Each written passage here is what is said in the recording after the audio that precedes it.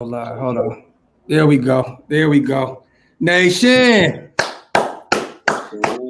Yes, we are in the building. Shout to everybody already in the chat, man. We already deep in this thing, man. Hey, what's good with you, man? I got my brother, man, Sideline GMX. What's up with you, brother? What's going on with you, man? What's happening, man? I see they've been missing me, man. They've been missing me.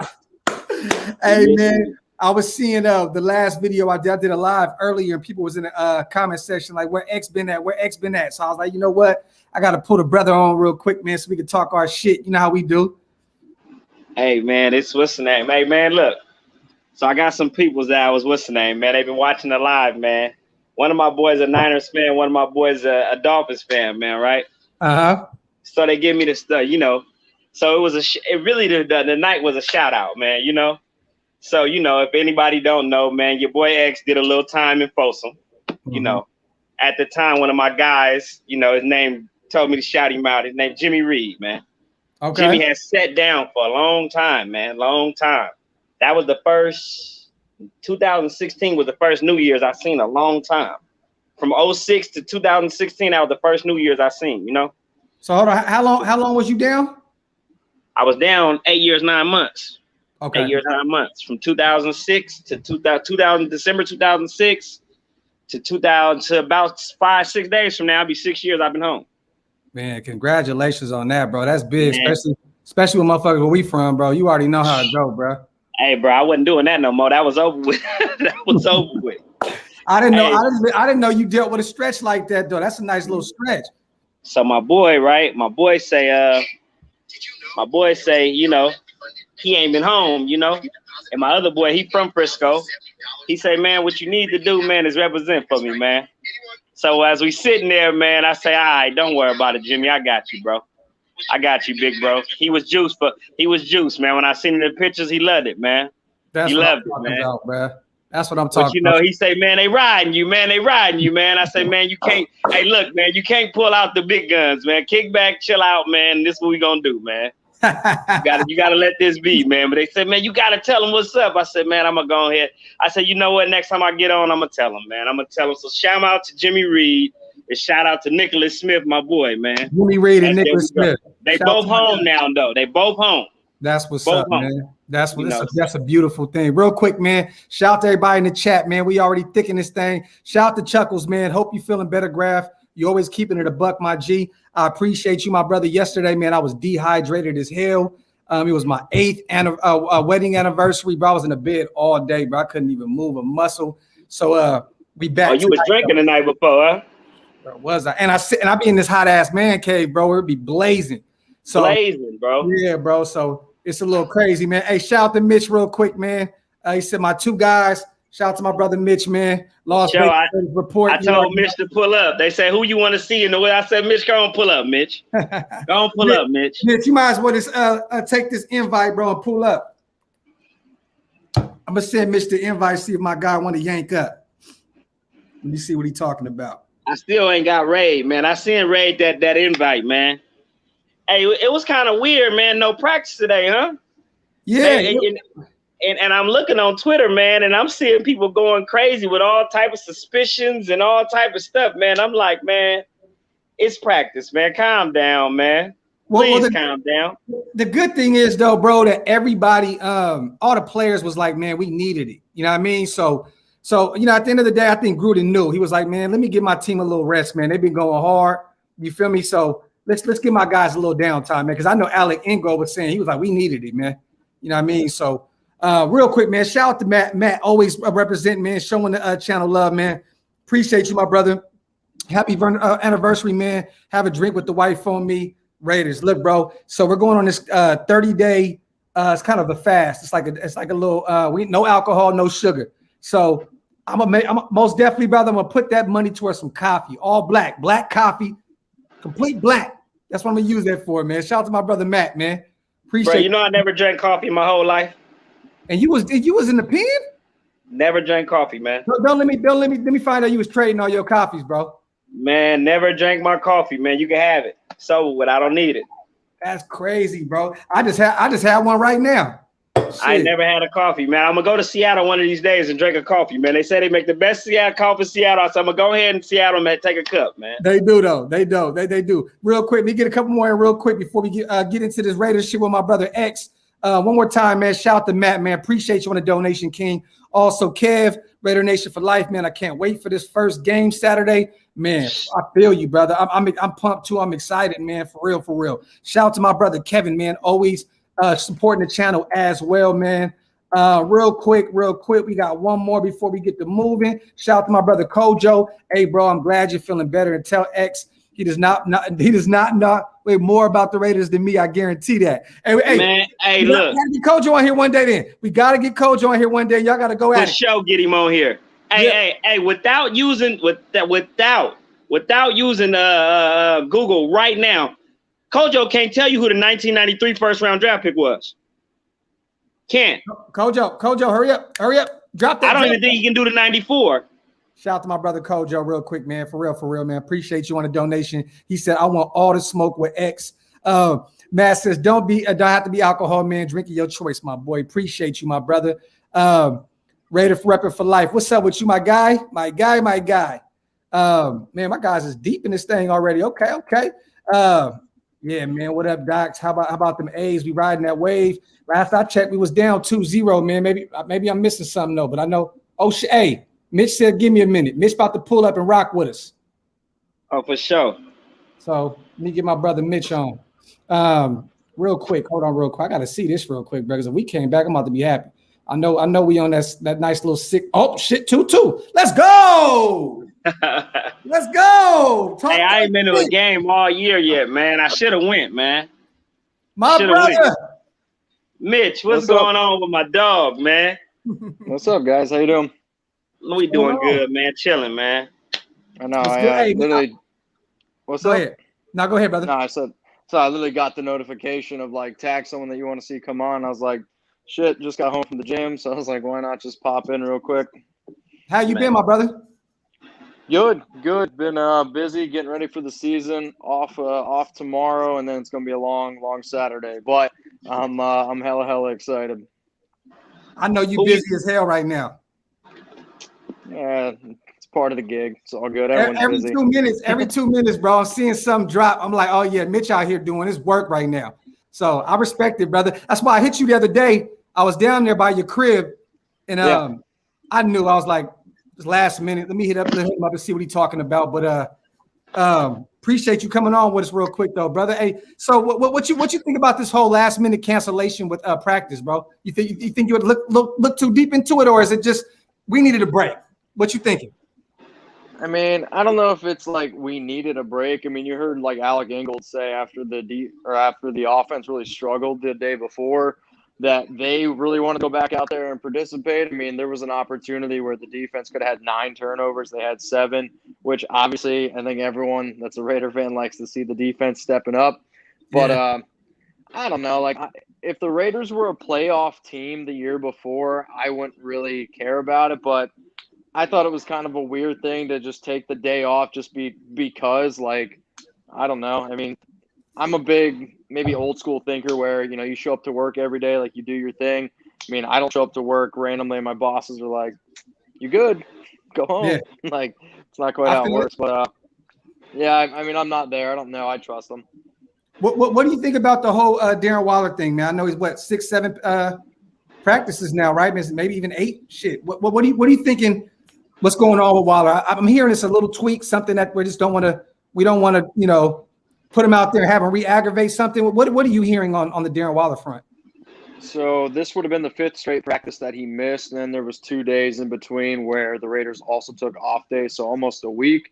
Obviously, a week is a very long time. I'm not really too worried about it because I feel like with the magnitude of a player like Waller, if it would have been something actually serious, I mean, there's so many people out there, Rappaport, Schefter, whoever the hell it is, they would have tweeted that about something.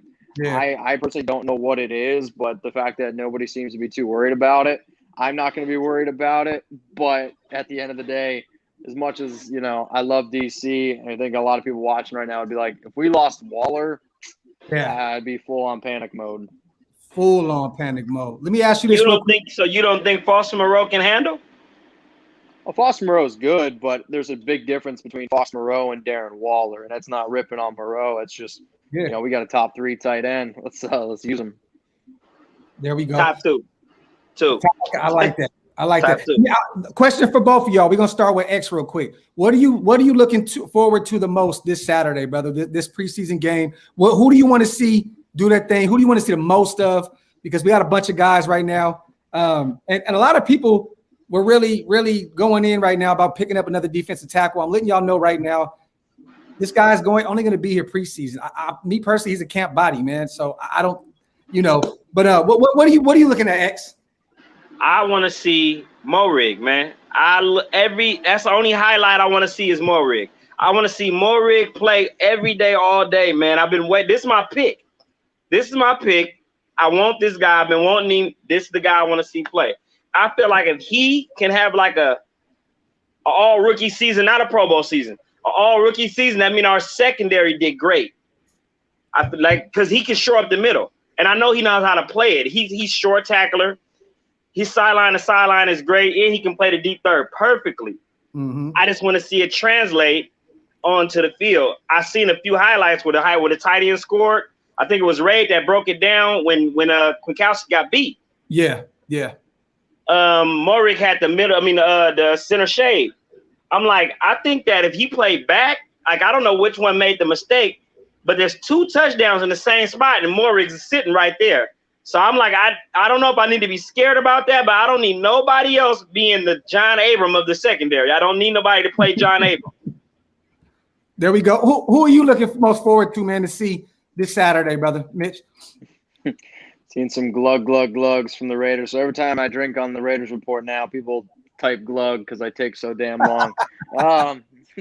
I guess this is going to be kind of a cheesy answer, but I want to see Bradley. I want to see how Bradley interacts on the sidelines. I want to see the energy that he brings, and I want to see the depth. Like I want to see how true this whole 4-3 defense is with Tanner Muse playing strong side linebacker. I want to see Nick Kwiatkowski, who was a captain on the team last year. I'd make the argument the best linebacker in our team. He's a backup right now. Now, it kind of sounds like they're going to be playing a lot of nickel defense, which is a pretty common thing in cover 3, which, Bradley likes to run. But I'm just going to enjoy the preseason. I'm going to enjoy some of these depth players because for the first time in a long time, the Raiders, I'll say, actually have halfway decent depth. And for anybody out there, it's like, it's preseason, I'm not going to watch.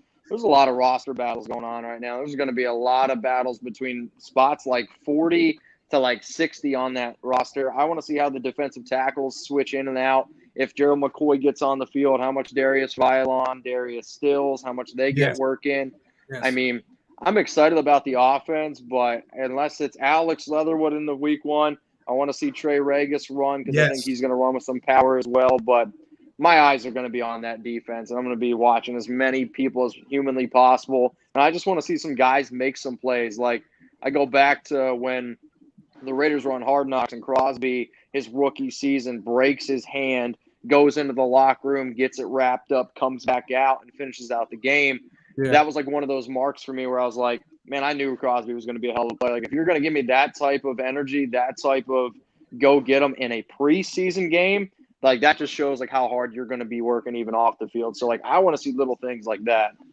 Let me ask both of y'all this real quick. With our interest, in KJ Wright, bringing him in, he came in for a visit, left. Pretty much it's between us and the Seahawks. I'm seeing rumor reports right now that's stating that it's looking like us because Seattle may not want to bring him back.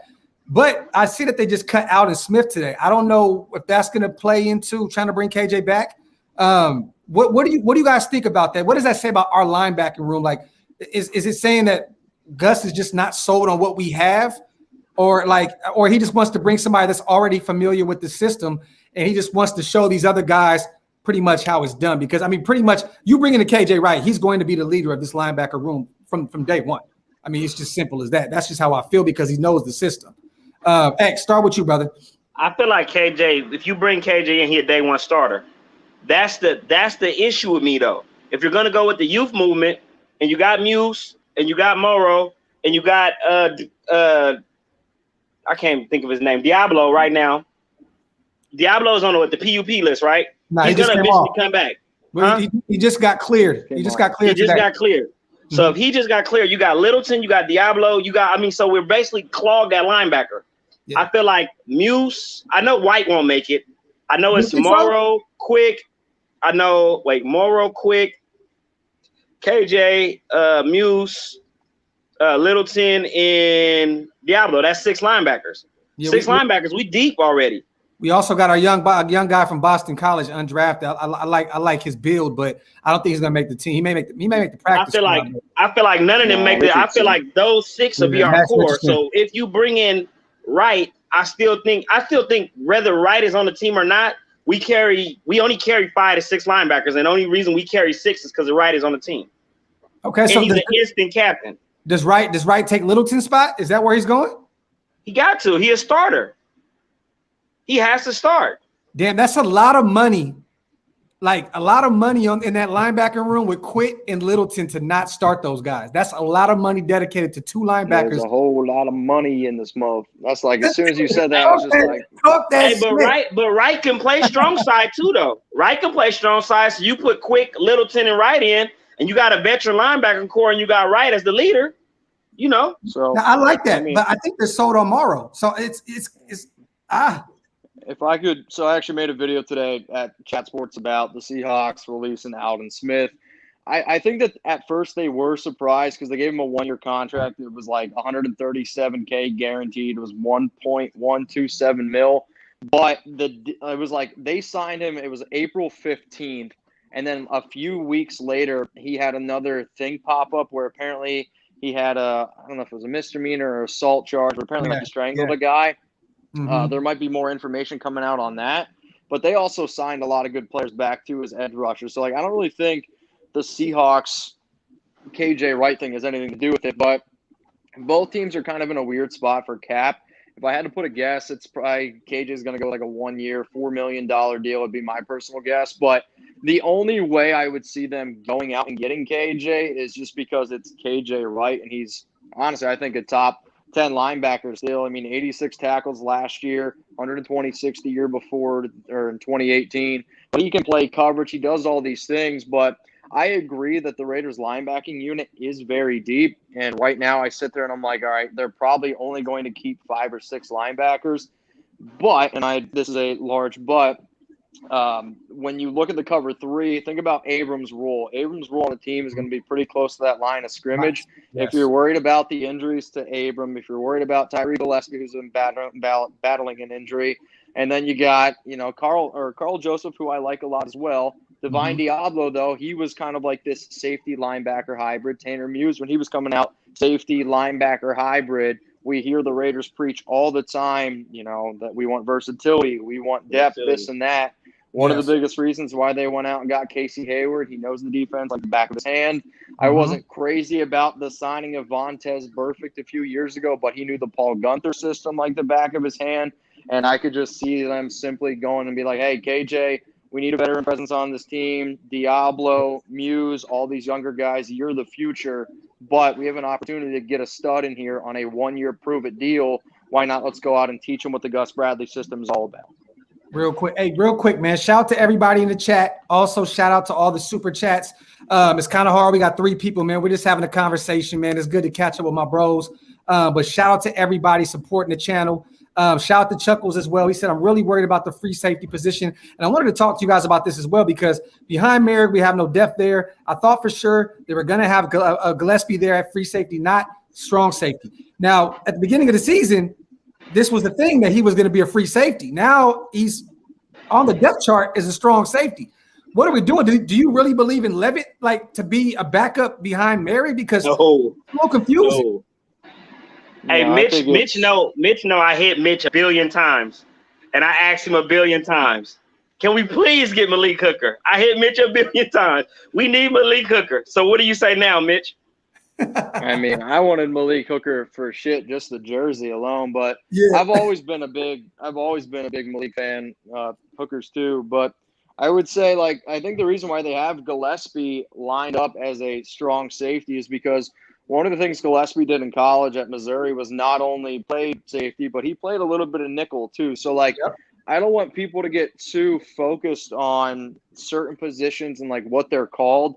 You are going to see Gus Bradley move his guys around so All damn over. much. So Yeah. if that system is in play where you're going to play nickel and instead of having Abram in a 3rd and 10 situation, you could potentially see them put out Gillespie, put him close to the line of scrimmage, and then they're like, hey, take away the running back, or hey, take away like the short slant route. Like, again, I'm excited to see a lot of these rookies play, but realistically, you're hoping Malcolm Kuntz gets like 25% of the snaps. You're hoping that Gillespie's like 20% of the snaps. It's just in those situations, you're hoping that they get time. But I think that's why he's listed as a strong safety. But I also believe it's just they're so confident in Merrig. I know they like Levitt too because of his special teams ability, but in an absolute pinch, like, and I mean a pinch, I honestly think that Diablo could be thrown back there. You might even be able to see Carl Joseph, who Joseph was a hell of a player in 2019.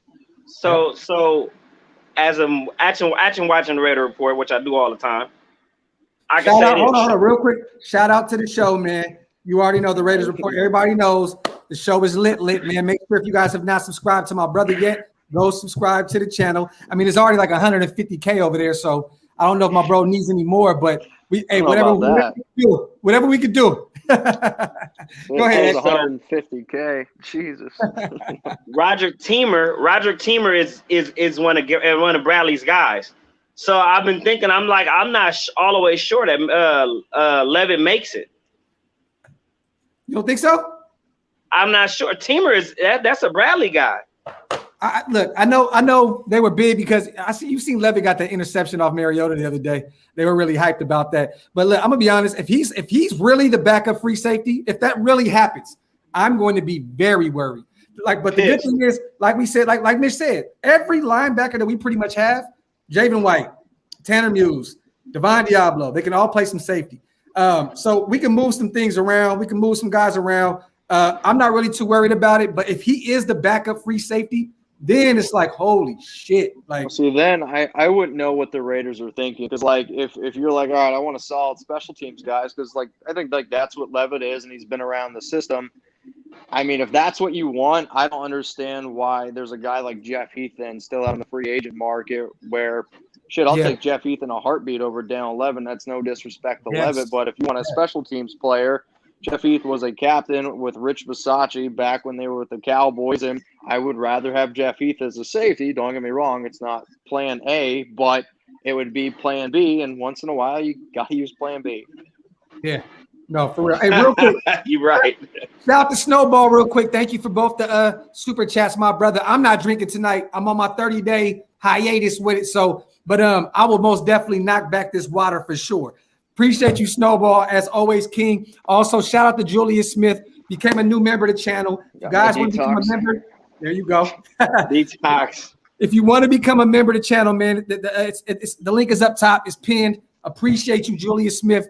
Welcome to the membership family, my brother. And Q asked this, okay, did you see this, Mitch, or X on Twitter? I seen somebody post the other day. I'm going to show y'all real quick. I hate to go back to this because I promise it's gonna be the last time you hear me talk about this situation. Per our sources, this is fresh off the bench podcast. I don't know how big they are, but some of the guys that they were talking to and tagging on their page, I was like, okay, it looks like they have some reliable sources. Devonte Adams explicitly said, with no room for interpretation, he will be a Raider next year, 2022. There were already ongoing talks about a trade, which I don't know about that. To the Raiders during this offseason that ultimately fell through once Rodgers returned to the team. What do y'all think about that tweet? Bullshit? I mean, I feel like if that is out there, I would have already been called into the office. And the fact that I haven't been called into the office yet, I'm not really 100% sure. But I will say, like, I want Devonte Adams, but in a scenario where Ruggs and Bryan Edwards both break out, and I'm talking like they both live up to, Ruggs puts up 1,000 yards, Edwards puts up 800. It's not that you don't need Devonte Adams. Every team in the league needs Devonte Adams. It's like, but do we really want to give up all the draft capital right now if we were to trade for him? If not, are you going to go out and pay him? Because I think he's probably going to get a deal on the Raiders board. I said 5 years, $115 million, $69 million guaranteed, because that's about 60% of the overall contract, which puts him up there as the second highest paid receiver in the league. Like, obviously, he's a great player, but do you then put Brian Edwards down a pedestal? Do you then put Hunter or Henry Ruggs down? Like, if they're coming off great years. Now, if they don't, obviously it changes the situation. But I don't know, to sit here that it's already a done deal, like, there's no such thing as a done deal in the NFL.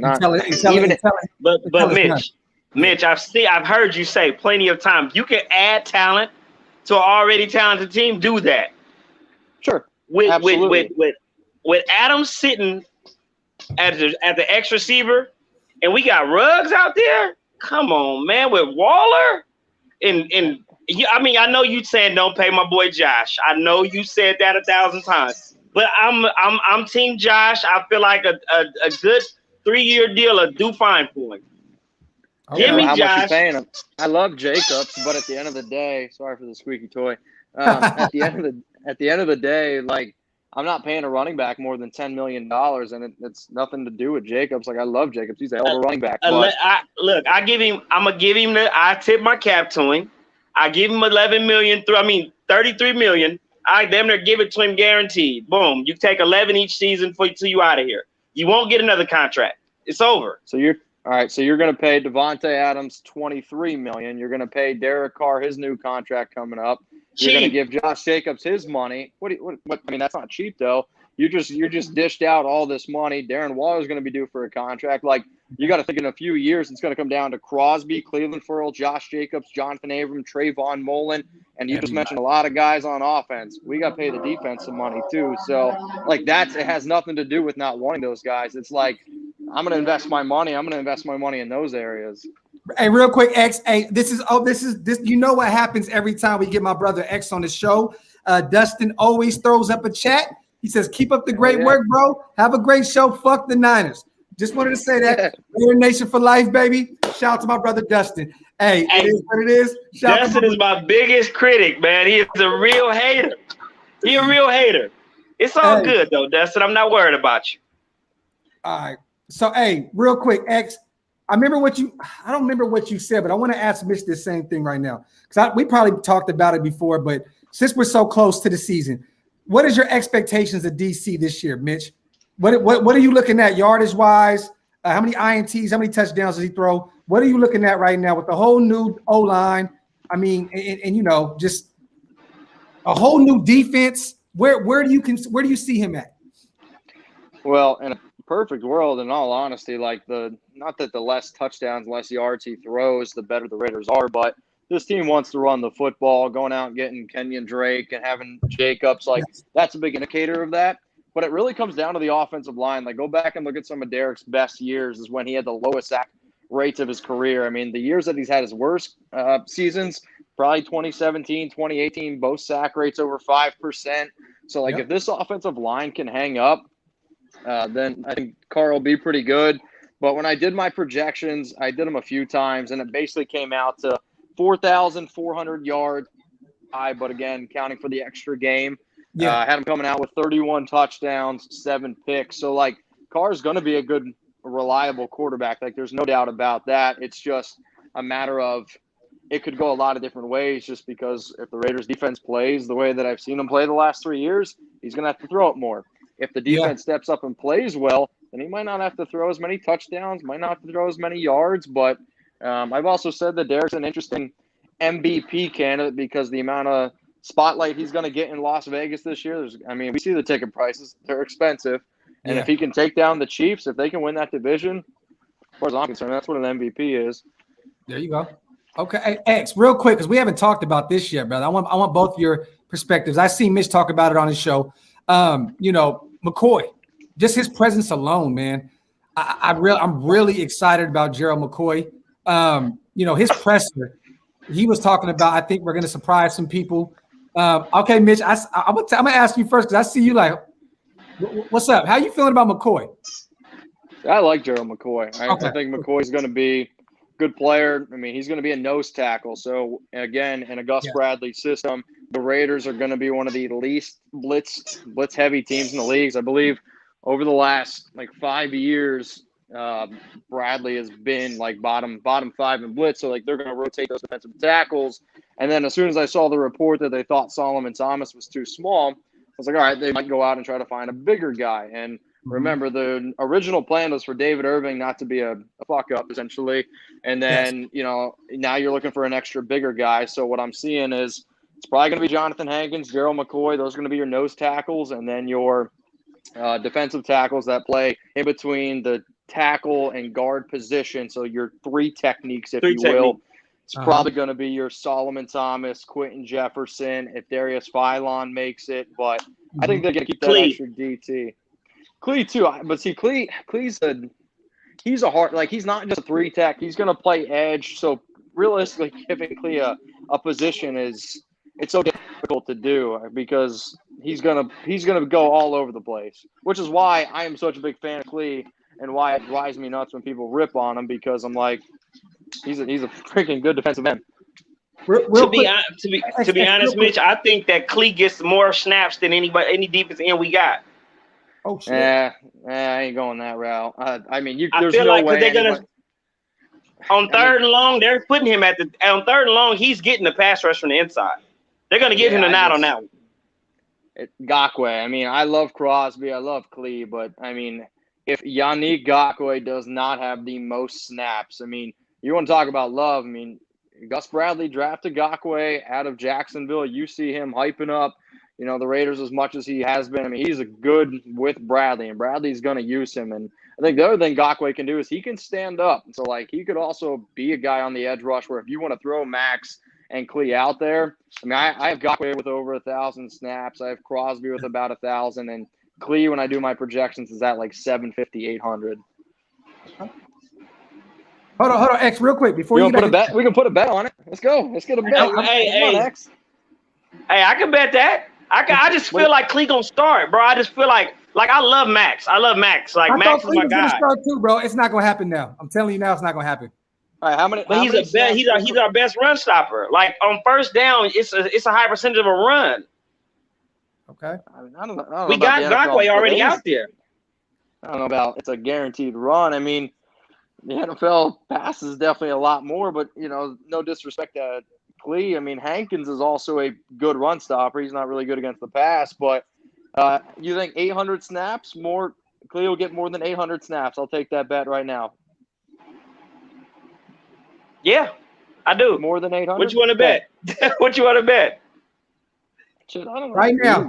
Right now, $50 right now. Bet. All right, we got that bet. Mitch, you good with that? All right, we got a $50 bet right now. If Klee if he gets over 800 snaps, X gets that bread. If he doesn't, send that shit straight to PayPal to Mitch. I got it. How many snaps do you think Klee had last year? I know he didn't lead the team in snaps. I know Nesbitt led the team in snap, didn't he? Yeah, Max was in there pretty much damn near every play. Yeah, so Max was the only guy over 900. Yep. NASA was at 464, and then Klee, I believe, was mid 450s.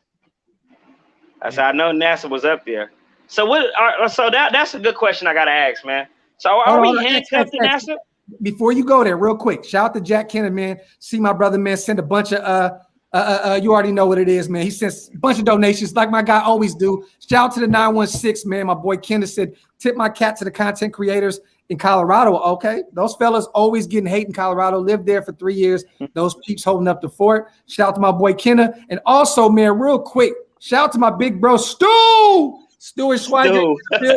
Shout out to my brother Stu, man. That's my guy, guys. Good to see you back in the chat, brother. For those who don't know, man, Stuart will be back on the show probably this week, man. We got to get Stu in as much as we can because I love Hey, those stories he was telling X with us, it's just so fun. Hey, Mitch, I would love for you to come on one of these days, man, and sit here and listen to one of Stu's stories, bro. He don't look like your big brother. If anything, he looks like mine, judging by that picture.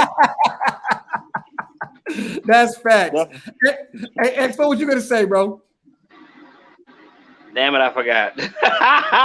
Damn it, you blew, especially when you start talking about Stu. I was thinking about all the stuff he was saying. I'm like, bro. He was talking I was thinking, like, when I thought about it, I'm like, Stu was really sitting there with Tim Brown, man. He was really sitting there with Tim Brown. And I was Tim looking at Brown. on top of that. So this is a topic that really been bothering me though. So I look at Raiders history, and I watch all these old games and all that, right? And I see them play against the Steelers and stuff like that, and the Dolphins and everything. And I see they just about invited every good star player from all those teams to the party.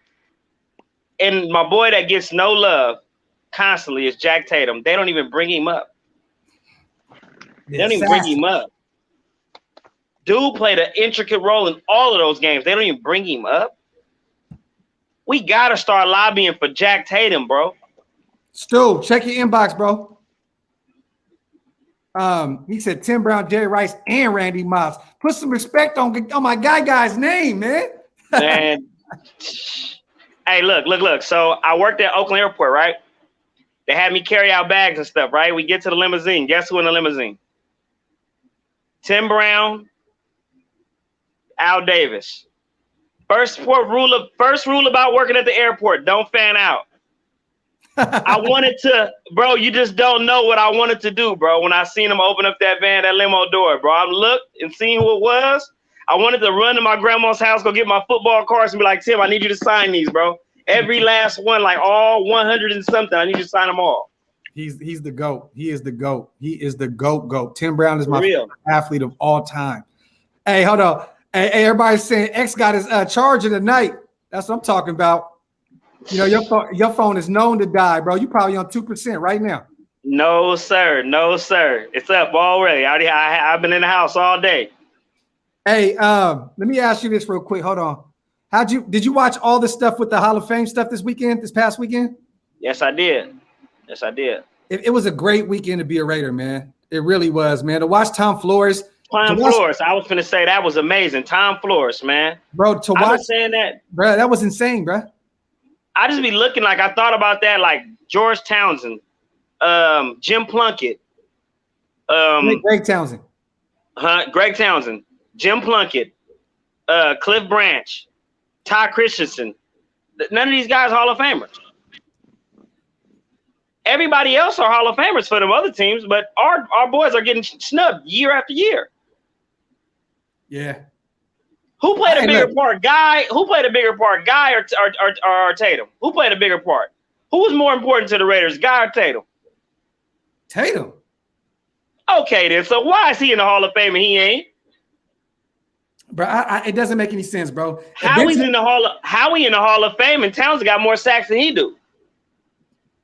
That's crazy. Still here with a media standpoint and growing up on the East Coast. I think it's the exact same reason why a lot of times nobody that plays in Pac-12 football gets any love is because a lot of times when you're out on the West Coast, you don't really get as many primetime situations. You don't get in all this where people on the East Coast can actually see you play. And a lot of times it's a popularity contest, whether we like it or not, but it is a popularity contest. But that shit'll change. Like, I know, like, a lot of times when I've said before that I'm excited for Las Vegas, I'm excited for everything it's going to bring this franchise. I mean, you want to talk about just money and money alone. I mean, the amount of extra money that the Raiders are going to bring in, the extra just media spotlight that they're going to get, it's going to give players a lot more love. So. Stu! We got to win, man. Stu, hey, let me introduce you real quick, bro. You already met X. This is my guy, Mitch, right here, man. He runs the most popular Raiders podcast on YouTube, man. So my brother Mitchell Renz right here, man. Great show. I got to put you on with him, man. No, so, hey, Mitch, I agree with you. I look a lot more like you than fucking sure. So I agree with that, man. I agree with that. Hey, so I should sound better. I'm by the better microphone. You are good. You're really good, brother. No, listen. So I got a box. Bob Romanski's the head equipment manager. His father was Romo. Remember I told you he's actually the dude. Wait, everything's in reverse here. Hold on, wait. Turn your phone around again, motherfucker. No, it's my computer. It's my computer. Okay. There you go. Hey, no, they sent me, dude. Check out the new, like, that's the old school Raiders shit with the So Bob Romanski's dad is actually Al Davis's original equipment manager, and he's the one who designed the Raiders logo, and that's Bob Romanski's dad's face in the fucking Raiders shield or whatever. So I got a big ass box of mad gear.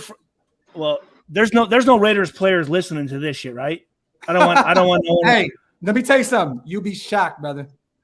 I know. I just don't want them to be calling Bob like, yo, where's my gear at, right? So I'm trying to keep shit on the down low, like a little bit. Like I don't want them to be busting them up. But dude, I got fucking I got the Raiders fucking shoes and shit, dude. I got the fucking shorts. I got mad gear. So dude, I'm like, I'm ready to go, bro. Let's go, man. I love it, man. I love it. Get this. So I'm flying out for the home opener. Oh, you're gonna be there? I'm gonna be there Monday night against the Ravens. Hell so yeah! Guess what? I need you in my new Raider anthem music video, bro. I'm gonna get up with you, and you got to get in the video. Hold on, I got something to. Bro, if you don't put me in this video, bro, I'm finna scream, bro. X, get to Vegas, Mitch. Are you bro, hey, you could just. Hey, I'm gonna just say I missed the flight. I'm gonna stand right there in front of Coliseum. I missed the flight, bro. I'm gonna sit right there at Oakland Airport, bro. I'm gonna say I missed the flight right here. Hold on. I'm gonna act like I lost my bag. I'm gonna be right in the front of the video, bro. There you go. I need wait. So bodybuilding.com or what's your name again? My fault. I'm just getting introduced now. No, because Stu is brand new to this whole YouTube world. Yeah. My name is Mitch. Mitch. Yep. Where are you from, Mitch? I am from Central Pennsylvania, middle of nowhere, but I live in Dallas, Texas now.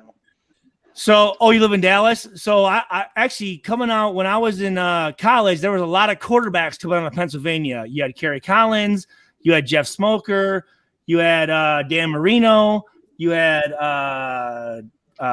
Brandon Kirsch, you had a lot of AJ McKenna. Yeah. Are you anything close to Hershey, Pennsylvania? 45 minutes. 45 minutes, I think, right? 45 minutes, you said, from Hershey. How about Scranton? Your mic's off, bro. Yeah, Mitch. We can't hear you, bro. Matt McGloin from Scranton. Yep. Can you hear me now or no? Yep. Yeah, Yeah, there we go. You sound really good now. Yeah, my AirPods died. Matt McGloin. Kind of grew up near him. So funny story about Matt McGloin. My cousin Andrew, he's basically broke every single passing record ever in my high school and was going to be a walk-on at Penn State. Instead, he got a full ride to Lafayette to play college football. If he would have taken that wait, hold on. What year during Penn State? What years? Oh shit! I guess all my story is if my cousin Andrew would have went to Penn State, Matt McGloin would have never went to Penn State because he would have had a spot. Was he there during fucking fuckface's time there? The goddamn OC? Oh, whoa, that guy. Yeah. Whoa. That guy. I forgot all about him. Well, the OC was the redhead. You're talking about Sandusky. I know Sandusky. Yeah, Jerry Sandusky. Piece of shit, man. Fuck that. Wasn't around there for the time. But growing up, I went to Penn State games all the time. So that's where we had season tickets. Who's your favorite Penn State player? Shit, there's a lot of them. LeVar Arrington. Don't say Larry Johnson. Honestly, probably Michael Robinson. The first game I ever went to, quarterback Robinson. He played a little fullback in the NFL. He played running back for the 49ers. He was number 24. We played against him. He was a beast. He was big as hell. No, he was when he ran over that guy, it was a highlight. I think it was from Minnesota. He broke his neck. Michael Robinson. He ran a guy over there and killed him. Yeah, I'm trying to think how big was Michael Robinson? He was a big motherfucker, wasn't he? He was not at college. He wasn't that big. Number 12, dude. That motherfucker, dude. He had a visor, mad tattoos, playing quarterback at Penn State. I'm like, Jesus Christ, that's not a normal Penn State looking ass quarterback now. Shit. No, he was a big dude. But hey, I hate to. I know we just kind of ran into each other and met, but I gotta get out of here. So. No, you good, brother. You good. It was good to have you on for a few. Me and you got to catch up soon, brother. Yeah, just hit me up. Hey, I like your knowledge, man. For real, you got good football knowledge, man. Check out the Raiders Report. It's on YouTube. It's popular. I'm gonna send him the link. I'm gonna send him the link right after this. All right, guys. Yeah. I'll see you. All right, brother. Stu, what's up, brother? Hey, Michael Robinson, he wasn't that good of a quarterback, but he was a good athlete. He was a good athlete. He was a beast. He was a beast. LeVar Arrington, though. LeVar Arrington, Ja'Kana Carter. No, Kajana Carter, LeVar Arrington, but what about fucking Brown? Courtney Brown. I know, but dude, they were number 2 and number 3 pick in that draft. I know, but Arrington was another level, though. You know what LeVar Arrington was famous for? Remember when he jumped over? Yeah. Come on, man. You know where that was at? What game? Who was they playing? Purdue, 1999. That was a good one. I wasn't there yet, but that he jumped. That motherfucker went airborne. Blah. He was a beast, but Raiders took Matt Stinchcomb. Oh. Never even played a good down for us. He was injured for hella long. That's a big part of your career is being able to stay healthy, man. Yeah, of course. Your best ability is your availability. Bro, check that shit out. That shit is fire. That shit fire. I fuck with that hat.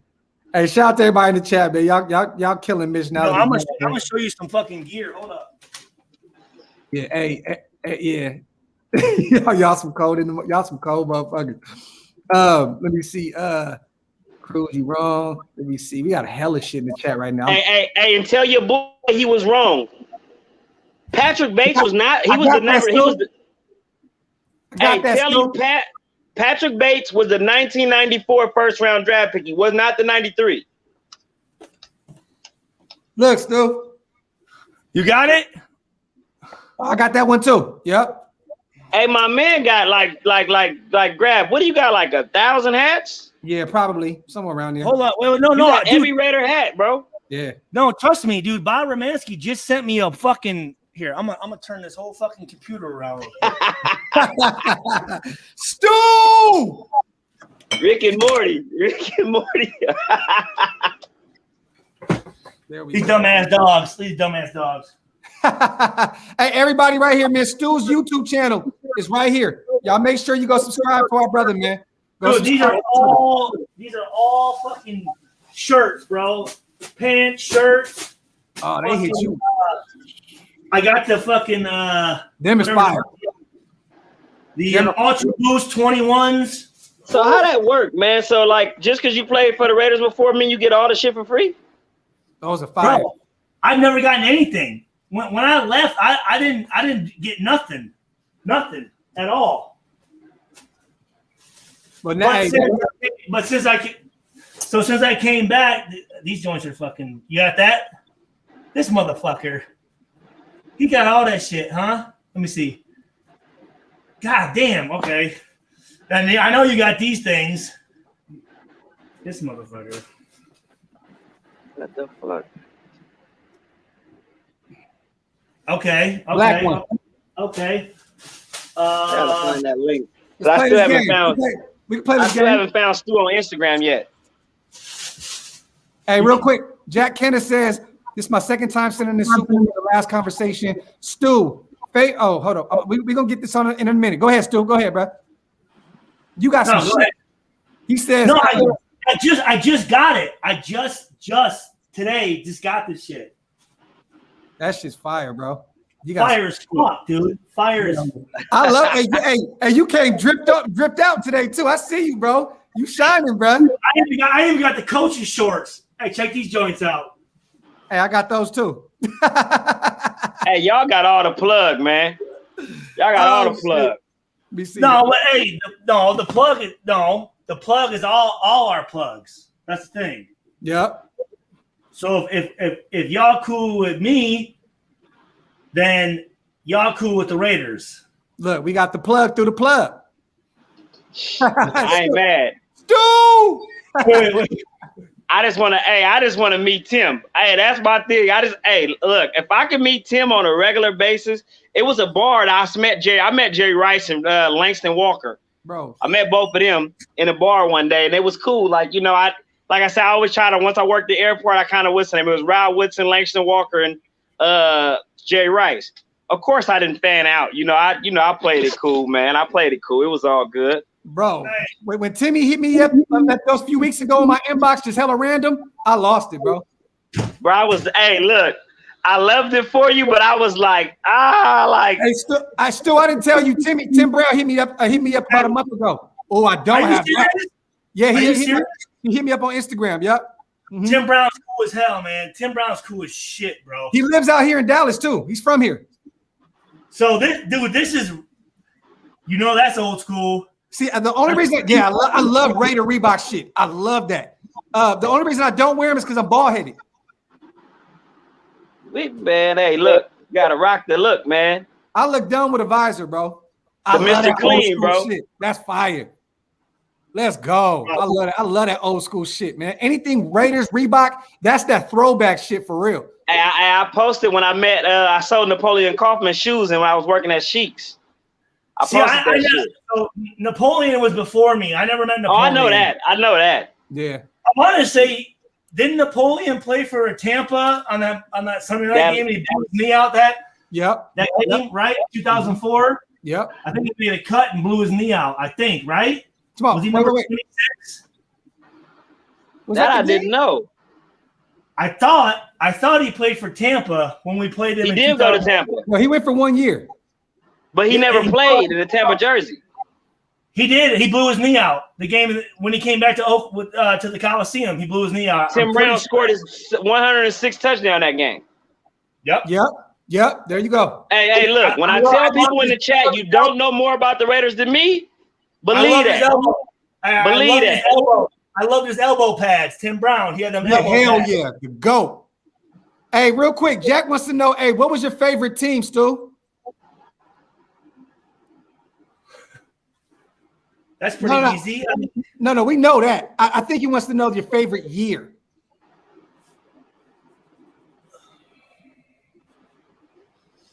Trying to think about that. You have 5 of them. Oh, when I played? Yeah, with the Raiders. What was your favorite year with the Raiders? Favorite teammate, favorite play in your career. I know this might sound weird, but 06 when we went 2-14 because our defense was sick, bro. Our defense, Nnamdi, Fabian Washington, Derek Burgess, Warren Sapp, Terdell Sands, Kirk Morrison, Thomas Howard, Stanford Rout, Michael Huff. Yeah. Who else do we have on that motherfucker? Fabian Washington, boy. Fabian Washington, my bad. Yeah, I should have said that shit. I just reached out to Fabian Washington to get him on the show. No, he'll come on. You trust me, he'll come on. Number 55. Burgess? Shit. Come on, Derek Burgess? No, he was 55. No. Burgess was 56. 56. Willie Thomas? Linebacker out of UCLA. Got drafted by the Green Bay Packers. He's my roommate during training camp. Thomas. Fuck, and I wanted him too. I can't think of his name. Thomas I'm Howard? drawing a blank. Thomas Howard? No, Robert Thomas, number 8 from UCLA. Yes. Hey, look, Graf. When I say they don't know more than me, believe they don't know more than me when it comes to that shit. I thought I would have never heard that name again. The inventor of LRG. So all his boys, so I got all the LRG gear. Like you say, what? Yes, like Robert Thomas invented LRG. His boys at UCLA did, and he was kind of the front runner to expose the shit. So like, I got all the LRG like hoodies with the skeletons and the fucking like everything. So fire, bro. I got a bucket. I got a box filled with LRG shit with tags still on it from 2006. I remember LRG was the shit. Dude, that shit is still the shit. Fuck that. That's straight up. Hey, look at that with the tag on that joint. That look, bro, I'm low key jealous now, man. I want that. I want all that shit. I'm about to go find that shit on eBay, Craigslist, all that shit. That's a sideline joint. Stu look like he got fucking everything in that room, bro. Hey, Watts want to know. Hey, real quick. Hey, Stu, shout out to my brother Watts. He said, "Hey, wasn't that you that lit up Hines Ward in that Pittsburgh game?"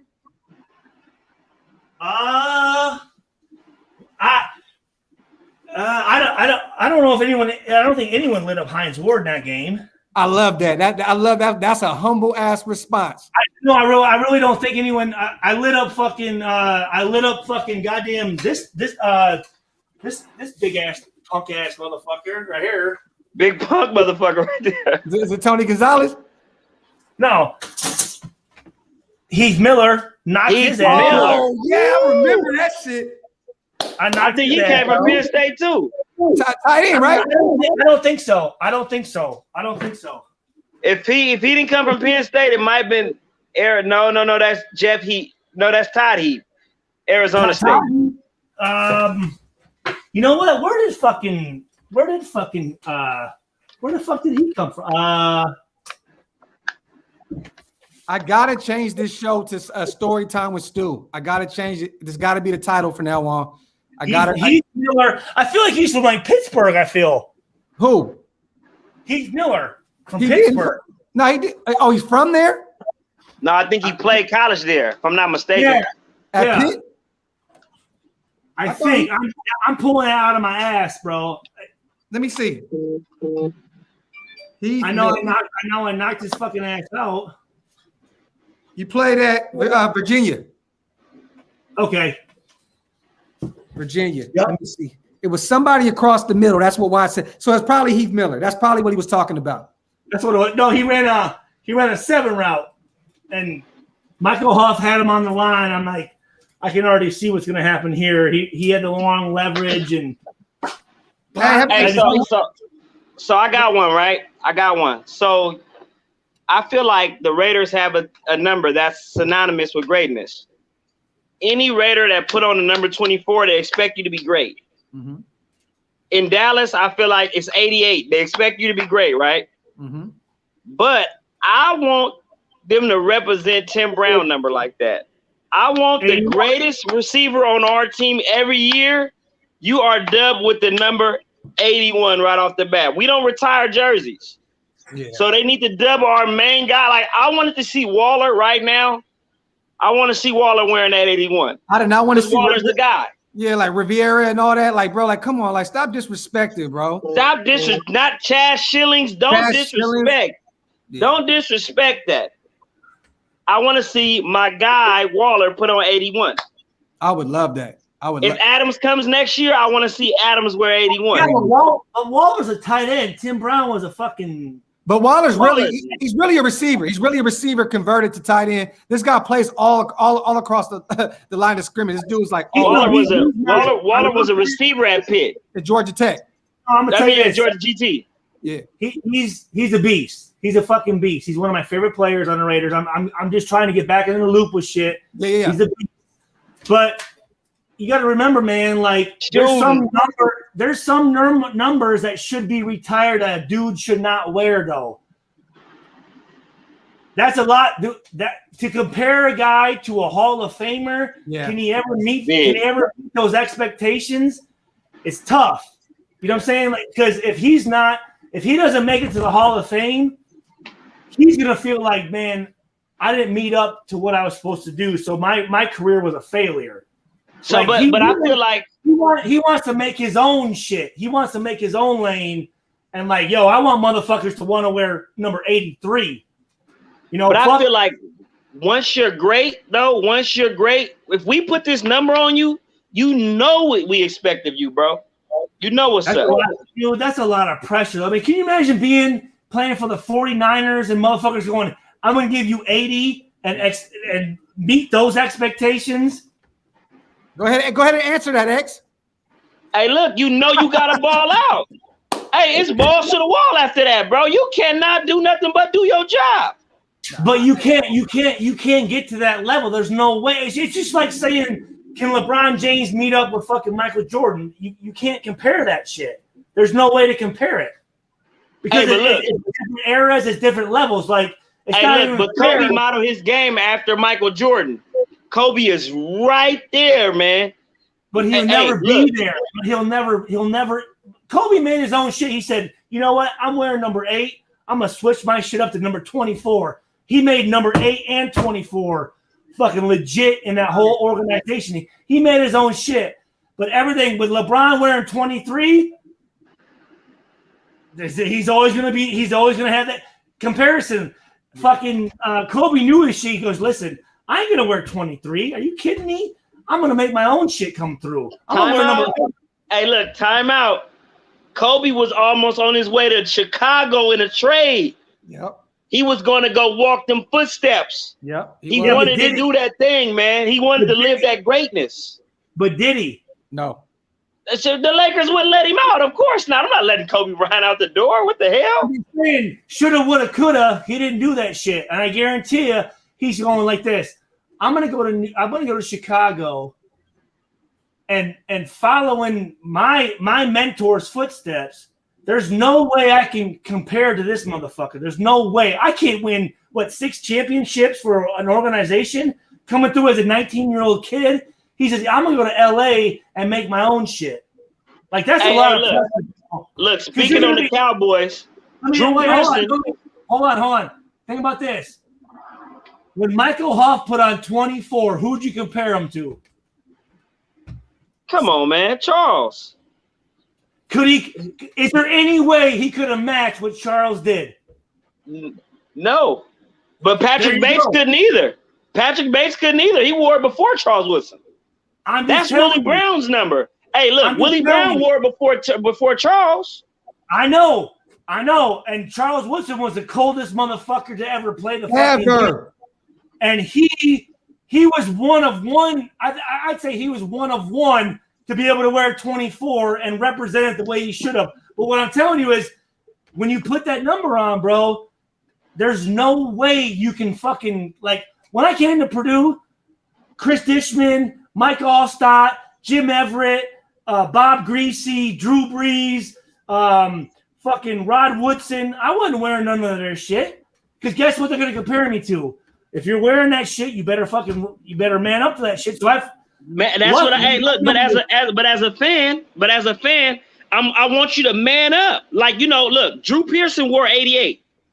Dez came in. Michael Irvin wore 88. Dez came in. He put on that 88. There's been other 88s in Dallas. It's been other 88s in Dallas. I think Lamb is going to be a good 88. But when you're agent number 88, man, your name better ring bells, brother. Can you compare Des Bryant to Michael Irvin? No. You can't.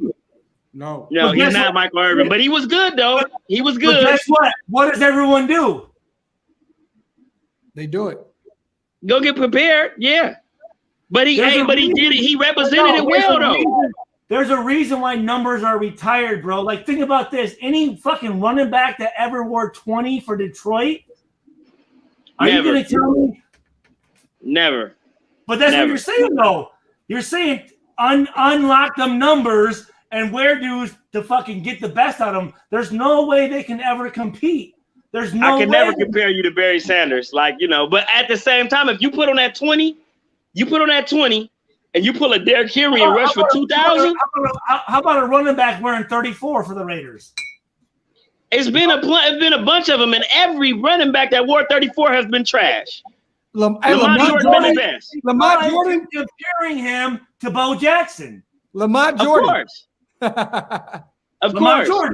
Lamar Jordan, a good friend of mine. Yeah. You're comparing them to the dude that were before. So you should not even do that. You can't put that kind of pressure on Lamar Jordan. That sucks. Because look, I like Lamar. Lamar was my guy back then. But bro, that's not no Bo. I wanted us to draft him out of Maryland, bro. I wish we would have too. Lamar Jordan's cool as shit. He's cool as fuck. But when you wear that number, bro, I'm just telling you, you got motherfuckers going, oh shit, that's the new age Bo Jackson. And when you come up just a little bit short, trash, garbage, shouldn't be wearing that shit. His career sucks. Hey, I just want you to put your game face on, man. Represent it well like Dez did with the 88. CeeDee Lamb looking good in that 88 right now. He repping it well. You just told me Des Bryant didn't compete with Michael Irvin. He not better than Michael Irvin, but you can mention him in that breath, though.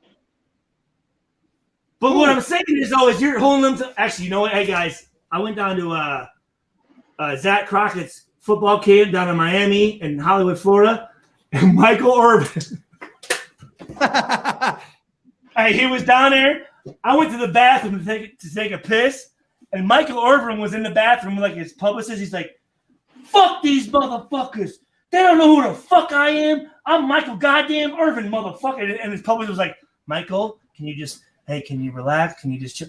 Man, fuck that shit. I ain't playing with these young ass motherfuckers. I'm out of this bitch." I was like, I'm taking a piss like this, going like, "Holy shit, I like his style, bro. I like what the fuck he's saying, man." He was man. His name is He might have been ooted and tooted. I don't know, but I was like, "That's Michael Irvin," and his publicist was like, "Yo, Mike, hey, he's like, man, fuck this shit. Fuck these young ass motherfuckers that don't know shit about Michael Irvin. I'm out this bitch. 88 what?" I was like, whoa. And that energy is unmatched. Hey, X, right here. Who was the greatest running back? Hold on, real quick, Stu. X, who was the greatest running back of the Raiders in the 60s? It's a white guy, man. I can't think of his name right offhand, but he white. Believe me, I know who you're talking about. Is it not Van Egan, or is it? Van Egan is the one I'm thinking about. Okay. He was the 70s though, number 30. He was the other number 30. Was it Mark Van Egan? I love Van Egan too. I thought he was the 70s. I think he's talking about Van Egan, bro. Yeah. So me and him are like the only 230 jerseys that people could ever recognize from the Raiders. I mean, do y'all know of any? I know the running back that just got hurt and retired wore 30. What was it? Richardson or no? Who was it? He just retired. He got hurt. No. That's Theo Riddick. He wore number 41. Richardson wears the 30. Yeah, he retired. He's done. He got Richardson ain't retired, is he? I think so. Hold on. Hey, Jack Kenner, I posted you super, brother. I posted it. You said that Jim Otto, that nobody should ever wear that 00 jersey, right? I believe that's what you said. But nobody can never wear that jersey. Yeah, I know. I posted you super, King. Let me find it. I think he talking about he wanted us to ask what was the favorite team, what was his favorite play, and what was I posted that. Okay. Yeah, I posted that. I'm trying to get all the questions in. My fault, y'all. Yeah, Ken, I got all yours in. I got the one that tipped my cap. Oh, there we go. Oh my God, bruh. Yeah, that is one of them ones, bro. Oh shit, that's big 00 is a Mitchell and that throwback too. And he signed it. Yeah. Oh, let's go. That's fire. Hey, Jackie said real quick, Stu. We love you, Stu. My groupie scream. Raider Nation for life. Let me see. Wow. Yeah, that shit fire, bro. Dude got everything, man. Amik is disrespecting number 21. Give him some time, family. Give him some time. It's about time you guys play. Hey, bro. Amik is in every highlight, bro. Every Raiders training camp highlight is on Amik. You see, there's a lot of bad ones too. I love those, bro. I love that white jersey, bro. That white jersey is one of the best jerseys of all time, bro. Fire. And that's the Reebok. They used to sell this in Raider Image. Yep, I got that white one right now, Tim Brown. I got the white Tim Brown one. I don't even got no more of my Tim Brown jerseys, bro. Motherfucker, ain't Tim Brown. That's fucking Stuart Schweigert. But I'm saying I got the same one, but it's Tim Brown. It ain't the same one. Hey, Grab, I used to have a jersey collection of like damn near 300 some odd jerseys, bro. You know how I still got a bunch of old ones left. I have 280. 280? Yup. Holy shit. Oh, Stu about to go back to the closet. It's a wrap. Stu about to go back to the closet. It's a wrap. He got the Mark Brunell. Is that signed too? Yep. That boy got the Mark Brunell. That's from the old school. I can't even fit that shit no more. Stu he signed it. Like, why the fuck why wouldn't he? Wait. Watch this. That's old school right there, bruh. That's the one. Oh, the reversible joint. Woo! Let's go. Hey, I'm going to Stu House and go shopping, bro. Hey, bring that shit to Vegas, bro. I'm taking that shit. Walking off with it, man. I got a few drinks for you, Stu. It's good. Oh my God, bro. The reverse. I had that back in the day. That shit is fire, bro. I cannot find that. I might have got it from you. Probably one of them San Francisco clubs and shit. Like, here, bro, just take the jacket, bro. Fuck it. Hey, hold on. I gotta take a piss. I'll be right back. Nah, do your thing, bro. Do your thing. Oh, hey. Bro. Look what I won. From the weekend. Every motherfucker that was there. Bro. Oh, my God. Bruh. Dude. That is the one, bro. Rod Martin signed that bit. There wasn't enough room. Motherfucker signed inside the fucking helmet. Where's it? Wait. Oh my God, bruh. Dude, I was so I was tripping when I won it. Hey, that shit is, bro. That shit just made me, bruh. Hey, I got a real question though, right? I low-key skeeted, bro. Seeing that shit, I ain't no cap. Hey, look, do you think the Raiders trade Mariota this offseason? No. Why not? No reason to. Why do we bring in the next quarterback? What? Talking about the other guy we just got brought over from Minnesota? He's just gonna play in preseason, bro. You don't want to throw Mariota out there and let the league see him. We're working on plays behind the scenes with him. You don't want nobody seeing too much of him. Do you think? I mean, but see, like I look at it seriously. I feel like Mariota and Peterman are 1 and 2 same player. I don't think so. I think Marcus Mariota is 10 times better than Peterman. No, I know he's better because Peterman. We know about Peterman. Yeah, we know about. He had his action. We seen it what he can do. But I just feel like he's a camp body. Athleticism is. He's a camp body QB, bro. He'll play in the preseason and he'll be gone, bro. Oh my God, bro. We got the cleats still. We call these Cadillacs. Hey, look at you got the Sharpie 30 on the bitch. Bro, and that helmet though, bro, you like that shit changed my life. No, so we were in the stadium and we were having dinner like next to the flame or whatever it was, and all of a sudden they're like, yo, we're gonna auction off these helmets, and I was like, what the fuck? I didn't buy where do I get the little tickets to what the fuck, the 50-50 tickets or whatever? And also like Stuart Schweigert. And I was like, what the fuck? So what they did is they cut all the players' pictures out, and then they drew out the picture, and it was mine. And dude, this bitch has everybody, bro. Oh my God, bro. Hey, what? Yeah, bro. Whenever one day you just like, I know there ain't no price on that, but if you can come up with a price, I will get it, bro. Period. I will buy that motherfucker from you. I'm gonna tell you this. Hey, we gonna use my $50. I'm finna beat from Mitch ass on that one right there. I'm gonna tell you this. Rod Martin, the linebacker. Yes. That dude. What it was a 1983 Super Bowl champion. I mean Super Bowl MVP. Yeah, he had a pit. Yeah. Dude's wild as hell, bro. For real? Dude, he looked like he's almost my age. I'm like, what the fuck? He had an all white beard. And then we're like hanging out, and all of a sudden he walks out the bar, and this badass chick comes up and was like, and it was this girl the whole weekend. I don't know if it was like whatever, but we were like, holy shit. Rod Martin, I'm like, dude, he was kicking it kicking it hard the whole weekend, bro. Hot rod. Dude. Hot rod was fucking gunning, dude. Gunning. OG still out there moving and grooving. Dirty said, Stu making me go shopping. That's fire. That's about fire. That time. That's fire. What, are you out? Nah, hell no. I'm talking about it's about that time to damn near go shopping. All that Raiders gear. Yeah. No, when I come out there to Indy, bro, I might raid your cave, bro. Hey, man, everybody's saying, Stu. Nah, Pedro, he doesn't. That's one thing you missing, Stu.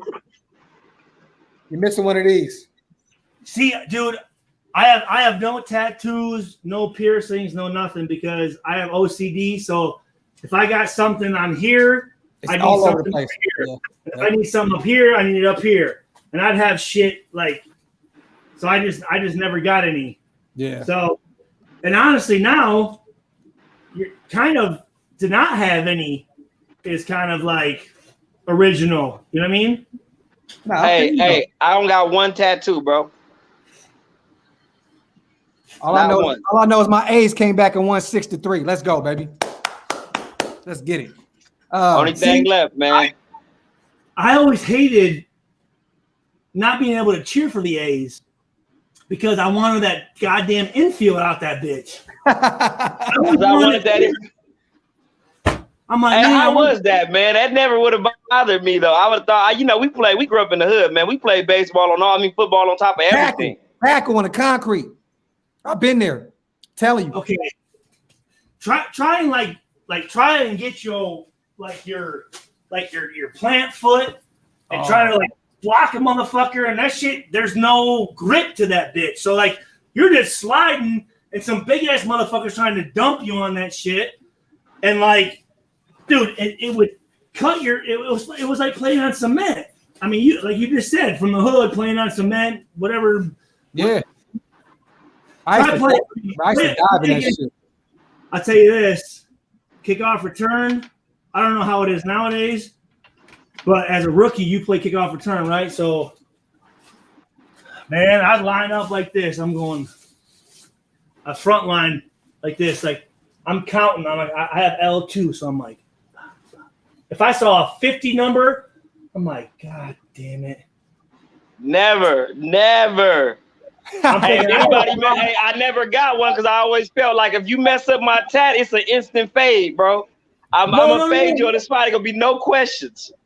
No. I'm saying on kickoff. No. He was reading the comment. He was reading the comment. Still, you good? Go ahead. Brother. No, you good. He said, you got one of the penitentiary tats. I'm like this. I'm trying to count. I'm going. I'm looking for a 21, 28, some little DB just playing safety. I'm gonna go try to block. I see a 52, and I'm thinking, motherfucker. I'm like, this is some big ass linebacker that probably was all ACC 3 years in a row, trying to make the goddamn team, right? So I'm thinking fuck, man, this dude's 255 running just as fast as I can. So I'm trying to come behind the double team and try to sneak up on him, but he sees me and I'm like, shit. So I just come up. I would just lock up with him and just pull his ass down with me. Fuck it. Because 1-for-1 defense, that's a loss. If an offense guy can block you, that's a loss. You need to beat the block. So I'm thinking, man, these motherfuckers, these guys are, like I told you, they're trying to make the team. Them motherfuckers are just as fast as me, but about 255. I was 210. I'm like, how the fuck am I going to block this motherfucker? So I would just try my best, but that shit was a fucking that shit sucked. Bro, I'm trying to find this question, Stu. So I had somebody comment that said he went to college with you at Purdue. Who is it? I'm trying to find him. Let me see if I can find him. Stop. It might take a while. It might take a while. Hey, Stu. I got a good question.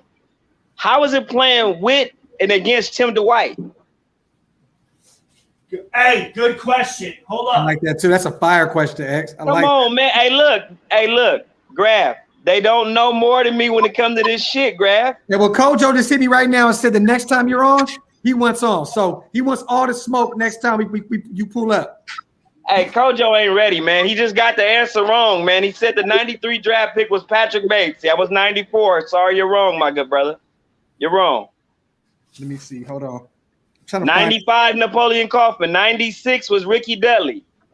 97, Del Russell. 98, we all know, was Charles Woodson. Let me see. Damn, I got to find this question, man. Wait, hold up. Them gloves clean as hell, man. Oh, yeah. Hell yeah. Here you go. Got the fucking half sleeves. Woo. You got all that fire ass shit. Hold on, man. Hey, a high school kid would die for that, man. Bro. Wear that in the game. Let me see. Oh, shout out to Mitch, man. He said he enjoyed it. I got this shit saved for special motherfuckers, man. So these are all my game shit. Hey, I'm a special motherfucker, Stu. Hey, let me see. He said, bro, they got it. Hold on. There's one. I gotta find this question because he said something, and I know if you heard it, I know you'd be like, okay. Oh, he said, okay. Next time you talk to Stu, ask him about the haircut. Stu, listen to this real quick. Next time you talk to Stu, ask him about the haircut he got during our freshman hazing at Purdue. The seniors gave us some jacked up cuts because I remember they had Stu looking like George Burns from The Simpsons. Or George Jefferson's with the George Jefferson lineup. No, it was the Joe Tiller. So Joe Tiller had the side hair, but there ain't nothing up top. So they took my shit and fucking and all I had was the side shit. And we used to have training table with the volleyball girls, soccer chicks, and I'm like, his name is Robert Jackson. I don't know if you've seen him, you probably know who he is. I don't know, but that's what he was a running back. Robert Jackson. He was a running back. I know. Ask him. Number 24. Actually, speaking of 24, I think he was number 24. If my memory serves me right. Number 24, the running back. Okay, hold on. Yeah, hey, Stu, I got a real question, bro. So I grew up like hitting, man. Like, we played football and we hit, man. Helmet to helmet, everything, man. Full power hits, man. Blind sides, crackbacks, all that. Nothing illegal back in them days. You hit a motherfucker, you hit him. He came across the middle, you got him slipping, he touched the ball, you blew his ass up. That was that. So I'm asking you, man, like as a real NFL player, man, like how deep was the CTE shit for real? Like, not saying it's not a real thing. I'm not saying it is or it ain't. I'm just saying how much of an effect did it really play on a lot of players? Like, do you see the effects in players from your generation these days? Without going too in deep, because we know, what's going on and shit outside. So I know you can talk about certain things and blah, blah, blah, but I don't want you to get in trouble saying some shit. So whatever you can say, go ahead. What he's asking will not get me in trouble at all. Will actually validate my whole fucking point. Let's go. Yeah. So back then we didn't. I thought a concussion was when you got knocked out, like when you were like out, right? And I'm thinking, well, shit, I never got knocked out, but I knew I'd get concussions when I would get deja vu. So I'm like, my third year in the league, I'm like, fuck, every game I'm getting deja vu. Like, fuck, man, like, and then stars would come through for 10 or 15 minutes. I couldn't see shit, but I could make tackles. If the ball was in the air, I couldn't fucking catch anything, but I could make tackles. Yeah. So that whole, I'm like, Bob, again, Bob Romansky, my equipment manager, I'm like, Bob, something's wrong with my helmet, man. Like, it's just, I'm thinking like this, like Don Beebe and fucking, I'm like, I'm getting the white man's disease, like just concussions. Like these dudes were in the league and they also, never hear about them again because their brains are fucked up, right? So he's like, Stu, he's like, I'm testing your helmet. Everything's good. There's air in it, blah, blah, blah. So at the end of the year, Rydell comes in, and actually, this is the helmet right here. Rydell comes in. Hey, Stu, Robert Jackson's in the comment section right now, too. He said, what's up, Stu? It's Jackson. Was that right? Yep. I knew it was. What's up, Robert? He's here right now. Give me my phone number. I will. Please. I will. So this was the actual helmet I'm talking about. So Bob's going, man, there's air in your helmet, blah, blah, blah. And at the end of the year, Rydell comes in and does a reconditioning. Come to find out, I had a pinhole leak in my helmet. So after 10 minutes, there's no air in my helmet. So I played that whole year with just like nothing, like basically just fucking like styrofoam, right? And that was the year I was 109 tackles, one behind Chris Hope, who led the NFL out second, blah, blah, blah. And I'm thinking, well, fuck, I know that year probably fucked my brain up quite a bit or whatever. But I wasn't gonna say nothing because here's what I say. 10% of the NFL makes 90% of the money, right? So out of the 1,100 players, 200 of them have job security. I was a good player, but I didn't have job security. So there ain't no fucking way in hell I'm going to tell them, I have a concussion because I'm out that game, plus the next game, and fuck, that next game, some dude could come in behind me and have a pick and have an interception for a touchdown, and all of a sudden I come back and they're like, Stu, sorry, man, but your spot's taken. So I wasn't going to say anything. And then at the end of the year, there's an exit interview with the trainers. Any injuries? Nope. You had no injuries this whole year. Hell no, I didn't. Any concussion? Nope.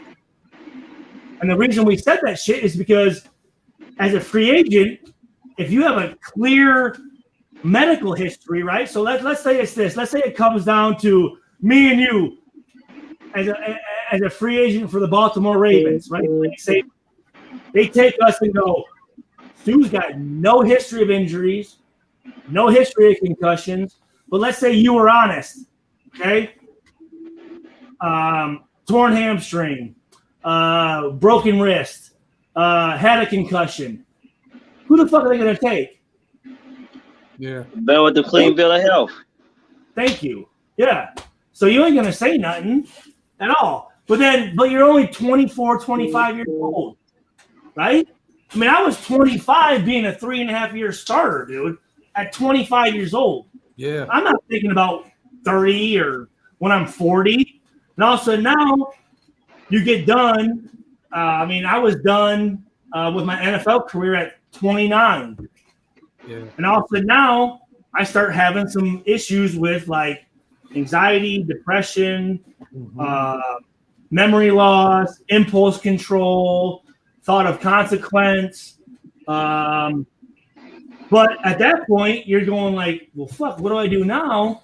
And the NFL is going, well, Stu, there's no history of you having any injuries. So what the fuck is up with this? Because you didn't when you were offered to say if you had any shit happening to you, you clearly said that there's nothing wrong.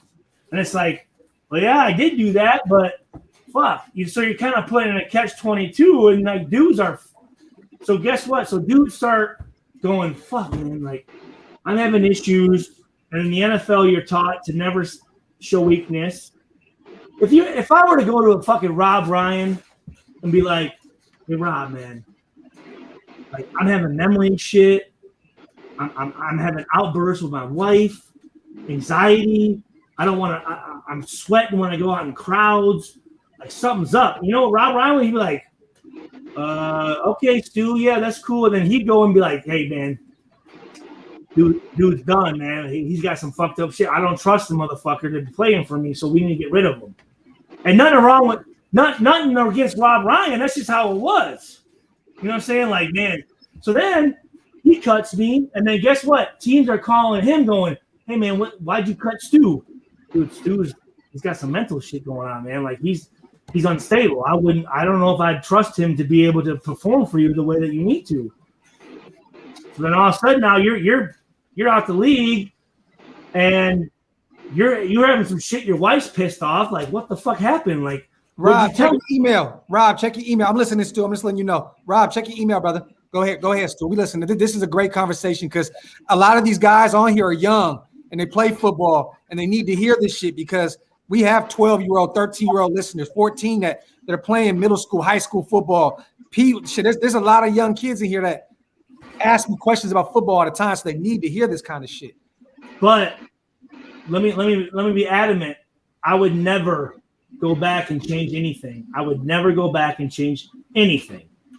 If you want to be considered an NFL or football Hall of Famer or football legend, that's just shit that comes with the territory, man. That's just how it is. Yeah. Like, I struggle. You can't be a great football player and not take physicality. Like, you can't be a great football player and not have injuries, and you can't play a great football player and play through injuries and concussions and dealing with motherfuckers that don't understand like what you're going through, or dealing with media that talk shit about you. Like, that's part of the game, man. So like all these dudes that have yellow jackets, yeah, fucking Hall of Fame jackets, they all dealt with the same shit, bro. All of them. But you know what? If you want to be great, it's the ones that push through it. Yeah. You know? I mean, Have you ever talked to C. Wood about it? Like ever talked to C. Wood? Because we're talking about Hall of Famers. You know, he just went in this weekend. Do you ever remember a situation where he felt like, oh shit, like C. Wood looked like he was out of it? So when I was on speaking basis with Charles, he was still playing. I was still playing. So like back then, I didn't know what I know now. But what made Charles Woodson great was he was a physical fucking DB, dude. That motherfucker, he's in every play. Jumping in, tackling, fucking. That's why I was hurt quite a bit, right? One of the knocks on Charles was he was always injury prone. Well, because he was fucking coming up as a corner and hitting big ass running backs and jumping in piles and fucking trying to get the ball, right? So I haven't talked to him since. Yo. What's up, man? That's Robert Jackson out here. That's Robert. Hey, how y'all doing? What's going on, What's up, man? Hey, what did I say? I said, hold on. He said, who is it? And he said, Robert Jackson. I said, I'm pretty sure. Well, no, he just said Rob, right? Uh-huh. Yeah. What did I say? You said Rob. Honestly, Stu, I'm surprised you remember me, bro. I was like, because I was just a scout team guy. I wasn't a big deal on the team, but it was just an honor to be on that team, man. We went to the Rose Bowl. Purdue had been to the Rose Bowl and damn near forever, man. So it was an honor to be on the team. Since 1967, we hadn't been to the Rose Bowl. Since Bob Greasy, Leroy Keys, Bob DeMond, fucking. You're talking about some old heads. If I remember right, and this is gonna be fucked up. Are you from Chicago? No. I grew up in California, man, but I went to high school in South Bend. That's where I played my high school ball. Okay, so South Bend and Chicago is like basically almost the same shit. So it is. I knew. Yeah. So what the hell you been up to, man? Shit, not much, man. Just working, being a father, day-to-day grind, man. Regular shit. Not as exciting as your life, man. That's for sure. My life's not that exciting, dude. I'm a stay-at-home dad. I mean, I don't leave my basement, to be honest with you. I mean, the only reason I even get out is because this motherfucker. That'll be me. Yeah. Hey, Rob. Hey, let me tell you something real quick, though, brother. Guess what, Yes, though? sir. You can never say that because we're all four right here together right now. So our lives sink in with each other, brother. This conversation, this is awesome.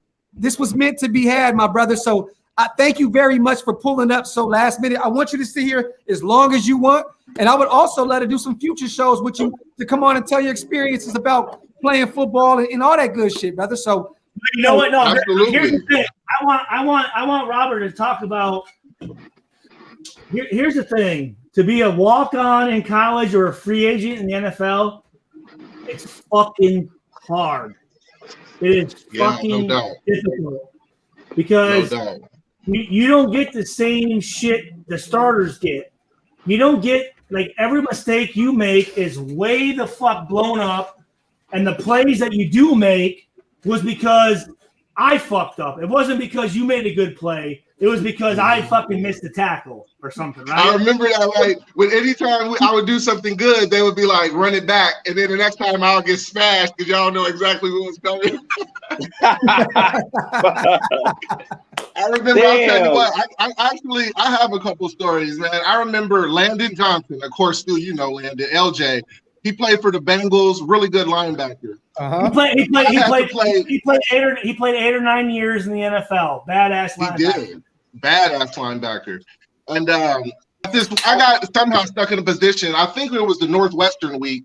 Of course, we have to give you guys a good look, and I have to play fullback in this particular case. So I have to come through. Were you playing Damian Anderson, or who were you playing that week? I don't remember the specific. Was player, it down on? You said Northwestern. You said Northwestern.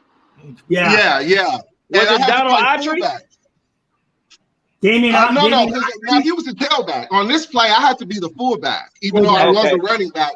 And I had to come through on an ISO. I'm not comfortable, doing ISOs and all that. I'm comfortable with the ball in my hand. He's trying to do shit. Now he's got a block. Yeah, I was not comfortable blocking, man. And Landon Johnson, he put a thump on my ass so hard, man. I still feel that, man. I was like, whoo. So my freshman, our class, because you graduated 2000, right? Yes, sir. Absolutely. Yeah.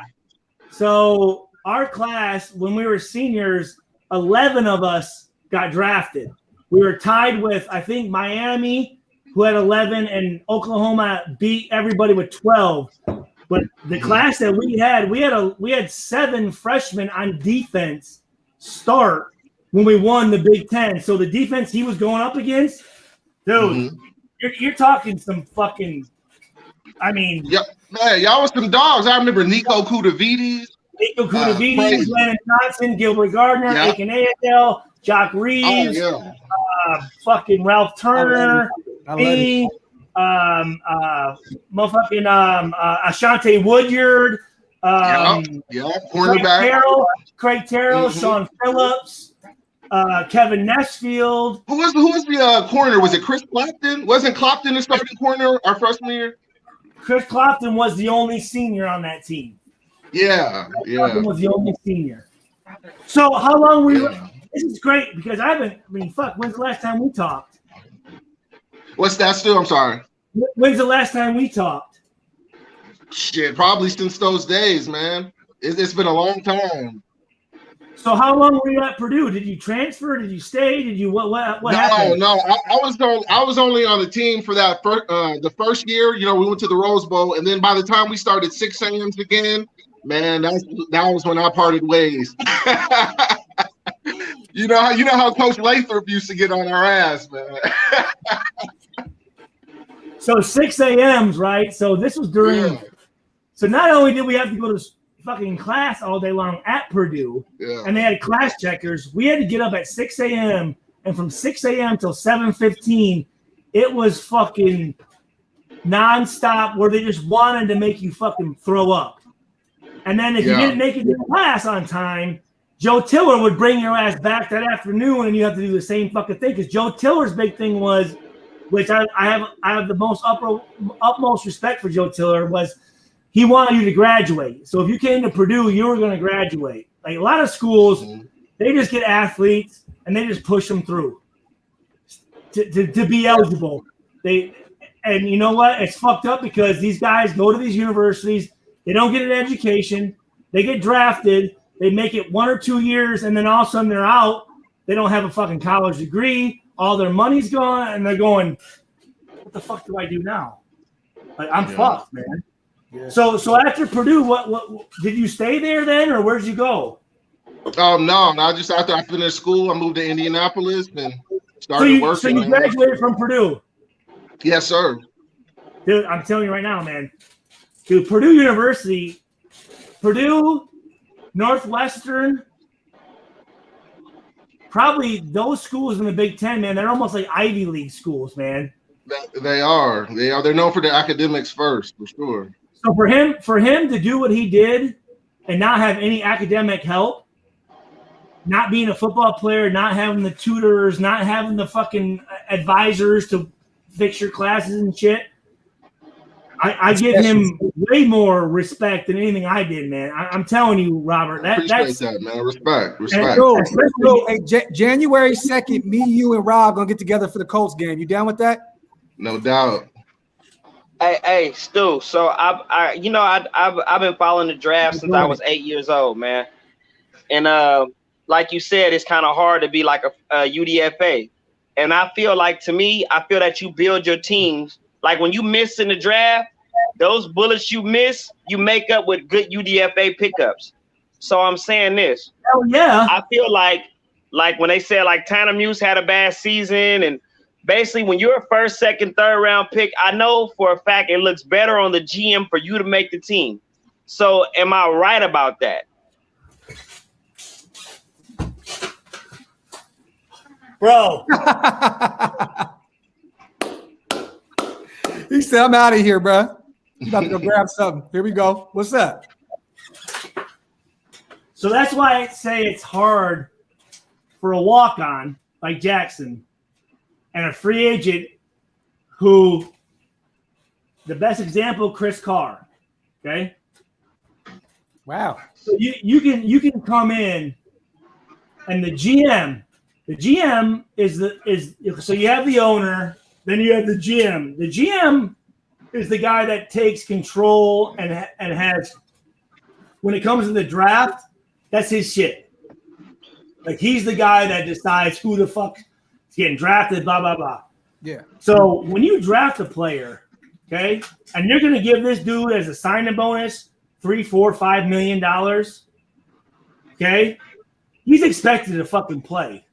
So he better be fucking good, right?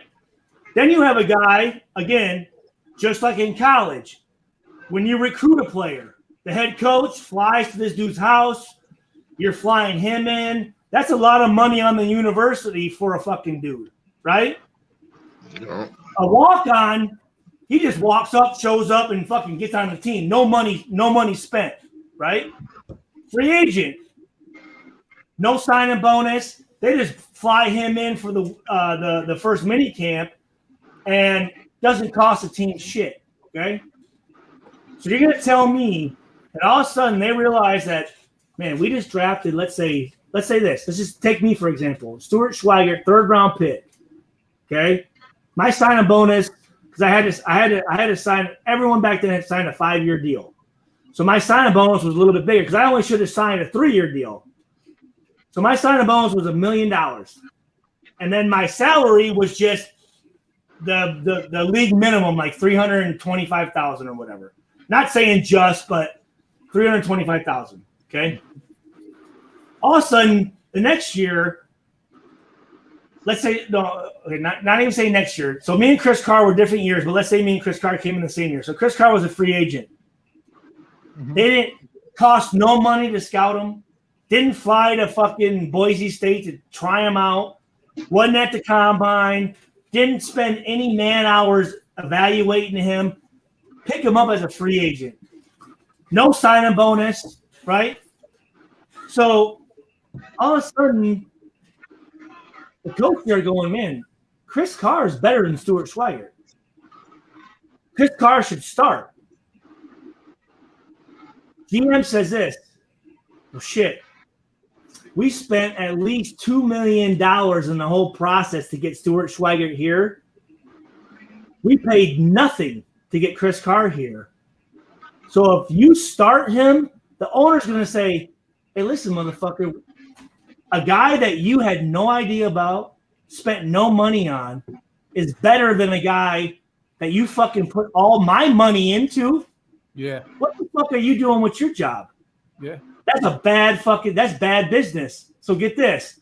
That's fire. The GM is going to tell his coaches, you make sure no matter what, Stuart Schweigert starts and Chris Carr doesn't make any fucking plays at all. Because it'll make my fucking job look fucking terrible. Similar to a walk-on. So you're telling me this guy who just walked up that you from fucking South Bend, the state of Indiana, where Purdue is, you had no idea who this guy was. You didn't know about him. You didn't do any research on this motherfucker. He just walks up and he's better than the guy that you spent $500,000 on. Yeah, you're fired. You're bad at your job. So as a coach who does the recruiting at Purdue is going to give his athlete every fucking shot he can. Yeah. Every shot. He can fumble in the game. He can not know the fucking plays. And Jackson can come in and get the ball, score a touchdown. No one gives a fuck. No one gives a two flying fucks because he's not going to affect anyone's position. But the player who has scholarship money, well, again, the athletic director is going to go, man, hold on. So this guy's scoring more touchdowns than this guy, and we gave this guy all this fucking money, and this guy who fucking you had no idea about just shows up. How did you not know who this guy was? Yeah. What the fuck? Hey, Stu, let me ask you this. Let me ask you a question. You know how Montrell Lowe, he was our starting running back, right? Yeah.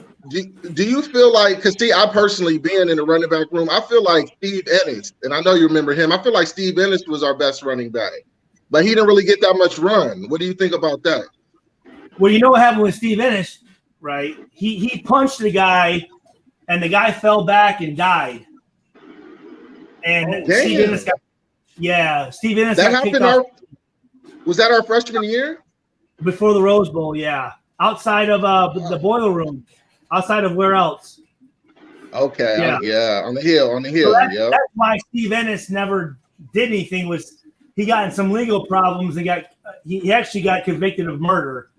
So that's why you never heard of Steve Ennis. Was our best running back. Yeah, he was. That's what I'm saying. He absolutely was. Yeah, but that's I can't even remember that. Hey, Yeah, Rob, let me ask you real quick, Rob, real fast. You're from Cali, right? Yes, sir. What Yeah, part I grew of up in Cali. What part, brother? I grew up in Rolling Heights. Okay, so let me ask you this. Did you find this? Because people want to know. Did you find the channel with the Stu episode, or have you been subscribed for a minute? I've been subscribed for a minute. Man, I'm a lifelong Raider fan. I was That's born in all I 82. wanted to ask. That's all I wanted to ask, brother. Listen, let me break it down. I was born in 82. So, we won the Super Bowl in 82. I was born in Los Angeles County. So, Yep. I mean, I can show you pictures of me when I was 4 years old, man, decked out in all Raider gear. Marcus Allen was the first player I fell in love with, man. But Marcus Allen is the reason why I'm a Raider fan today. Exactly. I mean, so I'm lifelong Raider fan. Lifelong. There we go, my brother. Because everybody was excited. Like, man, shout out to Rob. But I forgot who said it, man. Shout out to the chat. They said, we want to know. The question we want to know is Rob a Raider fan? So, hey, y'all know. Oh, Our brother Rob. Hey, now that you are, brother, I want to have you on this show more frequently. Okay. Oh, so anytime. No. Now you are a frequent guest, my brother. I'm gonna bring you on as much as I can whenever you're available, and we can talk Raiders football. Yes, sir, man. It'd be my honor. I appreciate it. It'll be my honor, brother, because I love that this show brought us all together. Because I remember I see that comment you left on that video. It stuck with me for a while, and when I brought Stu out, I was like, I need to go find it. I need to go find that comment because me and Stu talk on the phone. We text all the time, but I forgot to bring it to his attention because I was like, there's so much shit going on right now. But I was like, damn, I want to ask him about that. And right when I said your name, he literally was like, what is that? The number, running back, everything. I was like, holy shit. Yeah, that's crazy, man. Got to report Purdue defense. Go Boiler. Ah. This was a scouting report for the fucking Rose Bowl. No. Hey, Robert, remember these? Oh, yeah. We had but you know what, Stu? I never wore mine. I like to feel the ball, man. I was old school. I never wore gloves. You know what? I think I remember that. That's why I liked you, because you were old school. Yeah. Are you on the team picture for the Rose Bowl? Yeah, I'm on the team picture. Yeah, absolutely. I'm actually right behind Drew. I'm in the second row. Oh, I gotta see this. Hey, while he's looking for that. So name some other Raiders that went to Purdue. Is there any other Raiders you know? Woodson. What, Rod? You got Rod? Rod. That's for sure. Yeah. Trying to think of that we got some more. Rod was a lifetime Raider fan too. Yep. Played at Pittsburgh pretty much his whole life. This is a question, right? This is a good one. Rod Woodson, the fucking wait, hold on. Oh my God. Where are you at? You said behind Drew? I'm number 33, yeah. You see the 9. Oh, you got the Rose Bowl picture. Yeah. In the picture we took before the season, I was in the second row behind Drew. I'm not sure where I'm at in that one, but I'm number 33. Hey, so when you're a professional athlete, though, Stu, right? You grow up, I grew up a Raider fan the whole time, right? I grew up Raider fan. I started being a Raider fan when we was in LA, 92. Marcus Allen kind of cut the cake for me, So I always thought of players having their favorite team, this is my favorite team. This is my favorite team. So Stu, who was your favorite team growing up? And did you get to play for them in the NFL? Because, you don't get no control if you get drafted to your favorite team or not,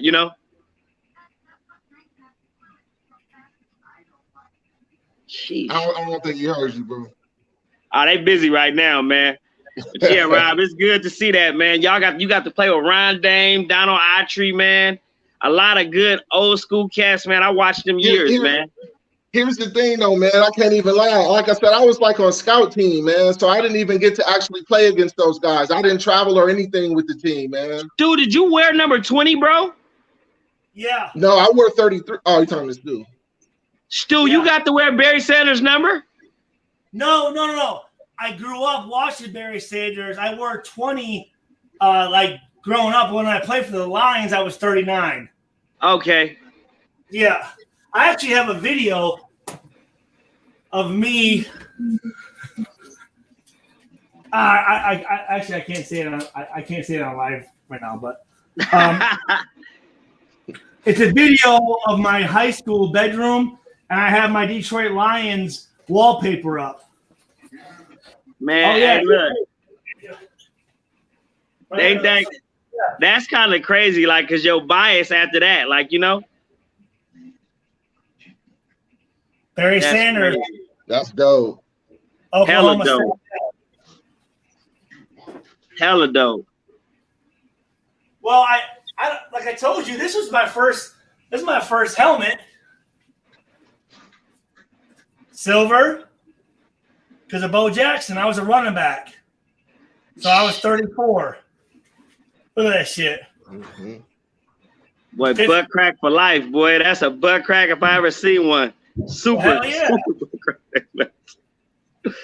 Hey, if you had one of them when I was growing up, you was trash, man. I hated those when I was a kid, man. What was it, bro? A butt crack face mask. Oh my God, bro. Butt crack. Hey, Dirty Raider asked Rob, what high school did you go to? I went to high school in South Bend. I went to Clay High School. Clay High School? I didn't play for the Rolling Raiders. So South Bend is where Notre Dame is, which is one of our biggest fucking rivals. So for you to come to Purdue, hey, I was gonna say Raider Ruckus. I'm from Batson Avenue. That's the street I grew up on, Batson Avenue. How come you didn't go to? And I went to Mount Calvary Grade School in Diamond Bar. How come you didn't go to South Bend or Notre Dame? Shit, I wasn't good enough, man. I wasn't on their radar. They didn't recruit me. Because here's the thing. Notre Dame was shitty anyways. College really humbled me, man, because, you know, in high school, everybody's good. You know, I was all state, you know, set all these records at my school, yada, yada, went to the North-South All-Star game, set a record in that game, had a 64-yard. Hold on, Robert. That's a good point. When you get to what happened? Oregon. What happened? What we doing? Ontario Smith. Sacramento. What? Grand Chargers. What's up, Stu? Robert, I'm talking to you. Yeah. Fuck. So I want to ask you this. So when you get to the college level, no matter if it's Division 3, 2, or 1, whatever it is, everyone's great, right? Yeah. What separates, in your opinion, what separates the guys who make it and the guys who don't? That's a really good question. A big part of it is just loving the game. That's the big reason why I stopped playing, because I fell out of love with the game. It seemed more like work to me. And at that point, you got a decision to make, you know, and I made mine. But I would say that's the biggest thing. Everybody has talent on that level. You know, you don't accidentally end up playing for a Big Ten university school, or you don't accidentally end up in the NFL and things like that. So I think, you know, that's why one of Gruden's biggest things is he always asks people if you love the game. And if you don't love it, he can't rock with you. Yeah. Hey, but Rob, for you to say now you weren't good, you played at Purdue, brother. Like you got to give yourself a little more credit. You know what I mean, than what you're giving yourself. That. Like for real, bro. Like to play at Purdue. Hey, and even for someone that went to the NFL, like Stu, that remembered you, like, oh, bro, that's my, you know, boo, bro, that speaks volumes. Look. Yep. Oh, that's what's up. But he's yes, sir. Hey, you know what? I'm gonna tell you something crazy though, man. I can remember. Hold on, wait. Where the fuck? Hold on, let us. Dude, it's a blurry picture, but he's right. Hold on. Fuck! I just fucking found your ass. You are right there. Wait. There. Boom. Wait, right there. I had short hair back then. Receipt. That receipt. Hey, Rob, let me ask you this. How was it playing with Drew Brees? Yeah, it was amazing. It really was. It was incredible. But like I said, I spent most of the time playing with the scout team offense. So the opportunities I did get to play with Drew, it was crazy. It was crazy. I didn't envision him going on to be a Hall of Fame quarterback. You know, I'm not gonna lie. He was good, but I never thought in my wildest dreams he would go on to do what he did. Yeah. But I couldn't be more proud, man. Was it because of his size? Hold on. You know, some people say it was size. You know, he didn't have the strongest arm coming out of college, but he had hella accuracy, though. It was the accuracy. Okay. Here's the deal, though. What he just talked about, right? He said, I didn't fuck with Drew too much because what were you on most of the time? Scout team. Okay. Our defense that year was number 3 in the Big Ten with Absolutely. 7 freshmen on it. With 7 freshmen on it. Because you know why? Because every day in practice, motherfuckers like him were fucking doing their fucking best to give us their best fucking look. They were trying to fucking fuck us up. Every play they were trying to fuck us up. Yep. You're only as good as your competition. And every week, our scout team was fucking bad fucking ass, dude, because of guys like fucking right. Seriously. I appreciate that. Salute, Stu. I appreciate that. Here's the thing. I'm about to talk. You remember Brock Spack? Of course. He's the one that recruited me to Purdue. So Brock Spack recruited me out of Michigan. He's a head coach at Illinois State. I just got off the phone with him before I jumped on this live feed. I'm doing a Zoom call with his team. He's the head coach at Illinois State. And one of the things that we were talking about was just practice. How important practice is, dude. Like people that, like, you know, Allen Iverson, the whole practice thing. Like I get it, but dude, that's where you fucking make your shit up, bro. Like if you're bullshit in practice, you are not at the Big Ten level and not at the NFL level. You are not gonna fucking be able to compete if you're not putting your shit together during practice. Yeah, practice is where you build up your muscle memory. So once you get to the game, everything's instinctive. You can't just flip the switch like that. You have to build it up. I remember there were fucking times if Robert was running and I'm coming up and he fucking just laid it down, I'd be like, dude, no, you run me the fuck over because I want the same look I'm getting in the fucking game. Mm-hmm. But he might think like, well, shit, you know, it's Stu and blah, blah, blah. I'm like, no, dude, I want you to fucking try and score on me because I want your best. And you know why that is, right? So I remember one time I had a nice little sweep, right? We ran a little sweep around the corner. Sean Phillips, he got so fucking pissed at me for getting yards on that shit, man. He was like, run that motherfucker back, run it back. I was like, oh, fuck. So ever since then, he was like, oh, so you want to be an all-star in practice, yada, yada. So from then on, I kind of pumped the brakes and, you know, but. Hey, real quick, what? No, you didn't, motherfucker. Are you serious? You didn't pump the brakes. You ran hard every fucking time. Yeah, no, I did. This fucking ugly ass, bad body having ass. Hey, Stu, real quick, I got 2 questions for you. One, I don't think have you heard all the crazy shit that Pat McAfee was talking about the Raiders? No. Okay, we'll bring that up another time. First of all, I don't like that motherfucker. I don't either. I don't like anything he represents. Yeah. I think he's a fucking, and I hope being on fucking right now on your shit, he's a fucking clown. He's all about fucking hot takes and all this bullshit.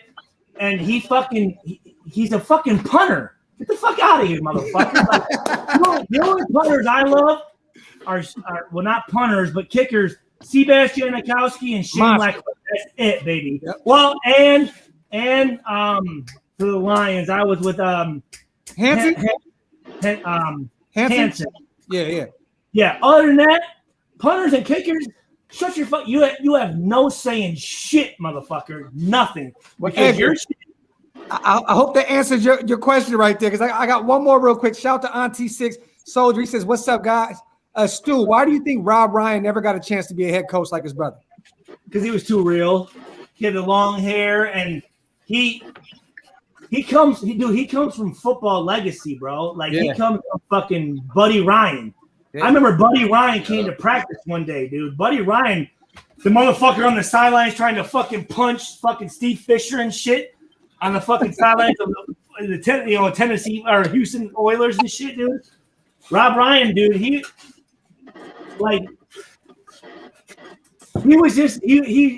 a wild card. Like you couldn't, like a owner couldn't tell him, like, or a head coach couldn't control him, because Rob Ryan would be like, I remember this shit. Like, remember when in my white tee, in my white tee. Oh yeah. So we had a fucking highlight video before the game, and we played the Houston Texans. The franchise boys. Yeah. Bro, Rob Ryan had a white tee on, and he's like, I coach in my white tee. Fucking play in my white tee. And we were like, dude, he grew his fucking hair out. And I remember I love that if he scored a touchdown, he'd buy you a bottle of Cristal. And we played the Tennessee Titans in Tennessee, and Cooper, we blocked a punt or a sack fumble. I think Warren sack fumbled McNair, and the ball went in the end zone, and Cooper picked it up, so sack fumble. So when we came back to fucking 1220 Harbor Bay Parkway there in Alameda, Rob Ryan, his wife picked him up in his little like Mercedes convertible, right? And he's like, Stu, Coop, come over here. He had a bottle of Cristal, and his wife was driving. He was in the passenger seat. Me and Coop were in the back, and we fucking drank that whole bottle of Cristal because Cooper scored a fucking touchdown against the Tennessee Titans. So Rob Ryan's the shit dude. He's now the linebackers coach for Baltimore. Yeah. Who Wink Martindale is the defensive coordinator, who, guess what? The first home opener, Monday Night Football, guess who we play? Baltimore. The Baltimore Ravens. So, trust me, I want to be on that. I'm going to go say what's up to Rob Ryan and fucking Don Martindale, dude. Trust me, dude. So, hey, Stu, hold on real quick. What days are you going to be out there, bro? Stu, what days are you going to be out there? What days? I need to know, because I'll be there from the 9th to the 14th. I'm trying to find my phone. Goddamn Robert Jackson has me pulling up fucking Purdue goddamn gray ass. What did I say? You said I said, who was it? And I said, I guarantee it's. He said, he said number 24, our running back. He said, our running back. That's facts. Dude, I respect everyone from my goddamn fucking the 2000 class, bro. We know that. That's what's up. Please send him my cell phone number and text me. I will. Most definitely. Even though you and you know what? I'm so glad that you came to Purdue and not South Bend. Sorry, fucking ass. Oh, okay. I hate Notre Dame. I call it Notre Dame. No, I made a career against Notre Dame. That's right. Hey, Tim Brown is the GOAT, man. I became Tim Brown is the GOAT. Hey, Rocket is fan because of Tim Brown. Ricky Waters, Rick Meyer. I don't care about none of them. Tim Brown was a fighting Irish. I was a fighting Irish. Period. What you didn't like? So you didn't like Rocket Ishmael? Oh no, I love Rocket. He's a Raider. Yeah. Come on, man. Yeah. I like all Raiders. I just don't like Notre Dame. I'm talking 2000 and up. 2000. They was trash. They was trash. They weren't trash. I mean, no. The Irish was trash at that time. They didn't have no good players. Hey man, first of all, get off my team, bro. We're not gonna do this.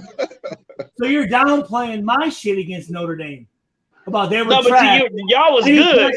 They were trash. Any play I made wasn't that good because they were trash back then. I still remember. Remember X didn't want to draft you, bro. Remember this shit. Hey, I'm gonna keep it real. I'm gonna stand on it. Hey, you know, I'm gonna stand on mine regardless, man. I was a Ducks fan, man. Rob, you going to any games this year? Or you going to go to the Colts? Man, just the Colts for sure. I was thinking about that home opener, but I don't think I'm gonna do it. I'm gonna be at the Colts game for sure, though. That's fire. Yeah, we definitely got to link up then, bro. Let me see. Yep. Big Ten freshman. I'm only about 20 minutes from the stadium. Hey, you know what though? I do love the Big Ten though. I love the Pac-12 and the the Pac-10 and the Big Ten was always my favorite conference. I overlooked those other conferences. I hated the SEC growing up. I still hate them to this day. Yeah. See, you know what? When the Rose Bowl started playing other teams, man, it fucked shit up because the Rose Bowl was meant for Big Ten and Pac-12. Yeah, that's tradition. For real. When I saw that's my favorite. I remember Charles Woodson showing out against Ryan Leaf. Damn. Come on now. He said Ryan Leaf. Ryan Leaf, come on now. Remember when Woodson made that one-handed interception on the sideline? Yep. That's 97, and that interception was against Michigan State, I think it was. He jumped up and caught that bitch and that was the coldest interception I ever seen. Dude, Charles Woodson. So I didn't really get Woodson and David Boston going at it. The best ever. David Boston. I've heard that name in a long time. Dude, got on Royce. That boy was jacked. He was. David Boston was more. He was built more like a tight end. When he got to the Chargers, hell yeah. Hey, Chuck took that punt return back. Yeah. He took that bitch back. So the only player that really I was starstruck around was Charles Woodson. I mean, coming from Michigan, I'm like, bro, everyone in Michigan wore number 2 because of Charles Woodson. Like, that picture of him with the rolls in his mouth and shit. Oh, top. That shit. Classic. Dude, won the Heisman as a junior defensive player. That shit don't happen, bro. Think about has any other defensive players won the Heisman? Ndamukong Suh should have won. No. Yeah. Suh should have won. I think LeVar Arrington was close. No, he's a bitch. Fuck Ndamukong Suh, dude. Oh, shit. He brought it out. Go ahead, Stu. What happened, man? The Stu and Sue connection. Where we at with it? I don't know him. I never met him. I watched his game. And players in the NFL, right? There's 1,200 of us. We're all part of the same union. You knew he grew up a Raider fan too. I just want to throw that out there. Stu grew up a Raider fan. Fuck him. Dude, trust me. We're all part of the same union, right? So we're all really on the same team. So during the games, we want to fuck each other up, but after the games, we're cool, right? You don't fuck. If you fuck up a dude, hit him, knock him out, being legal, that's part of the game. Yeah. But his shit stomping on dudes and grabbing dudes' ankles and trying to rip motherfuckers' legs off and shit, he's trying to ruin a guy's career illegally. And I'm thinking, man, that dude has a wife, has kids, has a family, and you're going to fuck his fucking career up for no other reason than being an asshole? Fuck you. I can't fuck with you, man. But I feel you because you're a football player, so I get it. I feel you completely on that. But he fucks with, but because he's from Nebraska and he fucks with motherfucker, what's his name? The rich motherfucker from Omaha.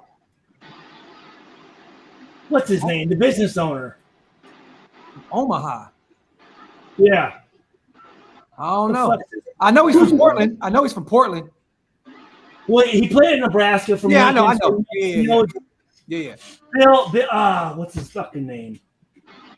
Anyways, when you do shit dirty, I don't fuck with you, man. Do it legally. My uncle played in Nebraska. My wife's uncle, man. My uncle David, man, started point guard over there. Shout out to my uncle. I want that jersey. That's a dope ass picture. Yeah, so he would stomp on players, and remember he was trying to fuck up Aaron Rodgers and yeah. Fuck that, dude. Oh, he tried to step on him, right? Didn't he try to step on him? Yeah, stomp him. And was it Roethlisberger or was somebody else? What about when Sapp hit the boy from Green Bay on Monday night, boned him? But that was before. That was before that rule came out, though. That's when Brett Favre's dad died, right? Was that Brett Favre when Brett Favre's dad died and he went crazy on us and threw like 7 touchdowns? Yeah, no. Sapp played for Sapp played for Tampa then. Tampa. He knocked out somebody from Green Bay on Monday night. Woo! That was before that rule came out, though. Warren Sapp's one of the coldest motherfuckers you ever met, bro. He's a close friend of mine. His football IQ, out of this world. Out of this fucking world. That fucker's should be a head coach. That should be a head coach. Hey, real quick. Steph was so quick off the ball. Bro, his game, like, I tell you this, you ask Warren Sapp about Adama Katsu, see what he says about it. He don't fuck with that dude.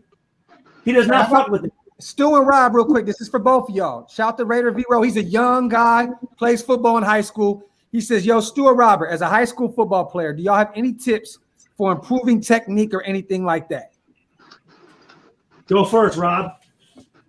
Well, I mean, speaking from a running back perspective, my biggest thing is I didn't wait for the defense to hit me. I used to like to inflict the pain on the defense. So I guess if you're a running back, my biggest piece of advice would be initiate contact. Don't wait for the contact to come to you. I like that. Stuart, is it ditto? Is it ditto? That was my whole thing. When I used to play, I think I've said this before, was if it's gonna be, it's up to me. I'm not waiting for anybody to make a play. I'm going to make that motherfucker. So as here's what I love. I'm a defensive guy. I love offensive players that have a defensive mentality. Like he just said, I'm going to initiate the fucking contact. Because most of the time, them dudes don't want that shit. So you come at them and they might do some little bullshit ass dive tackle and you just jump over them or you just stiff arm the motherfuckers.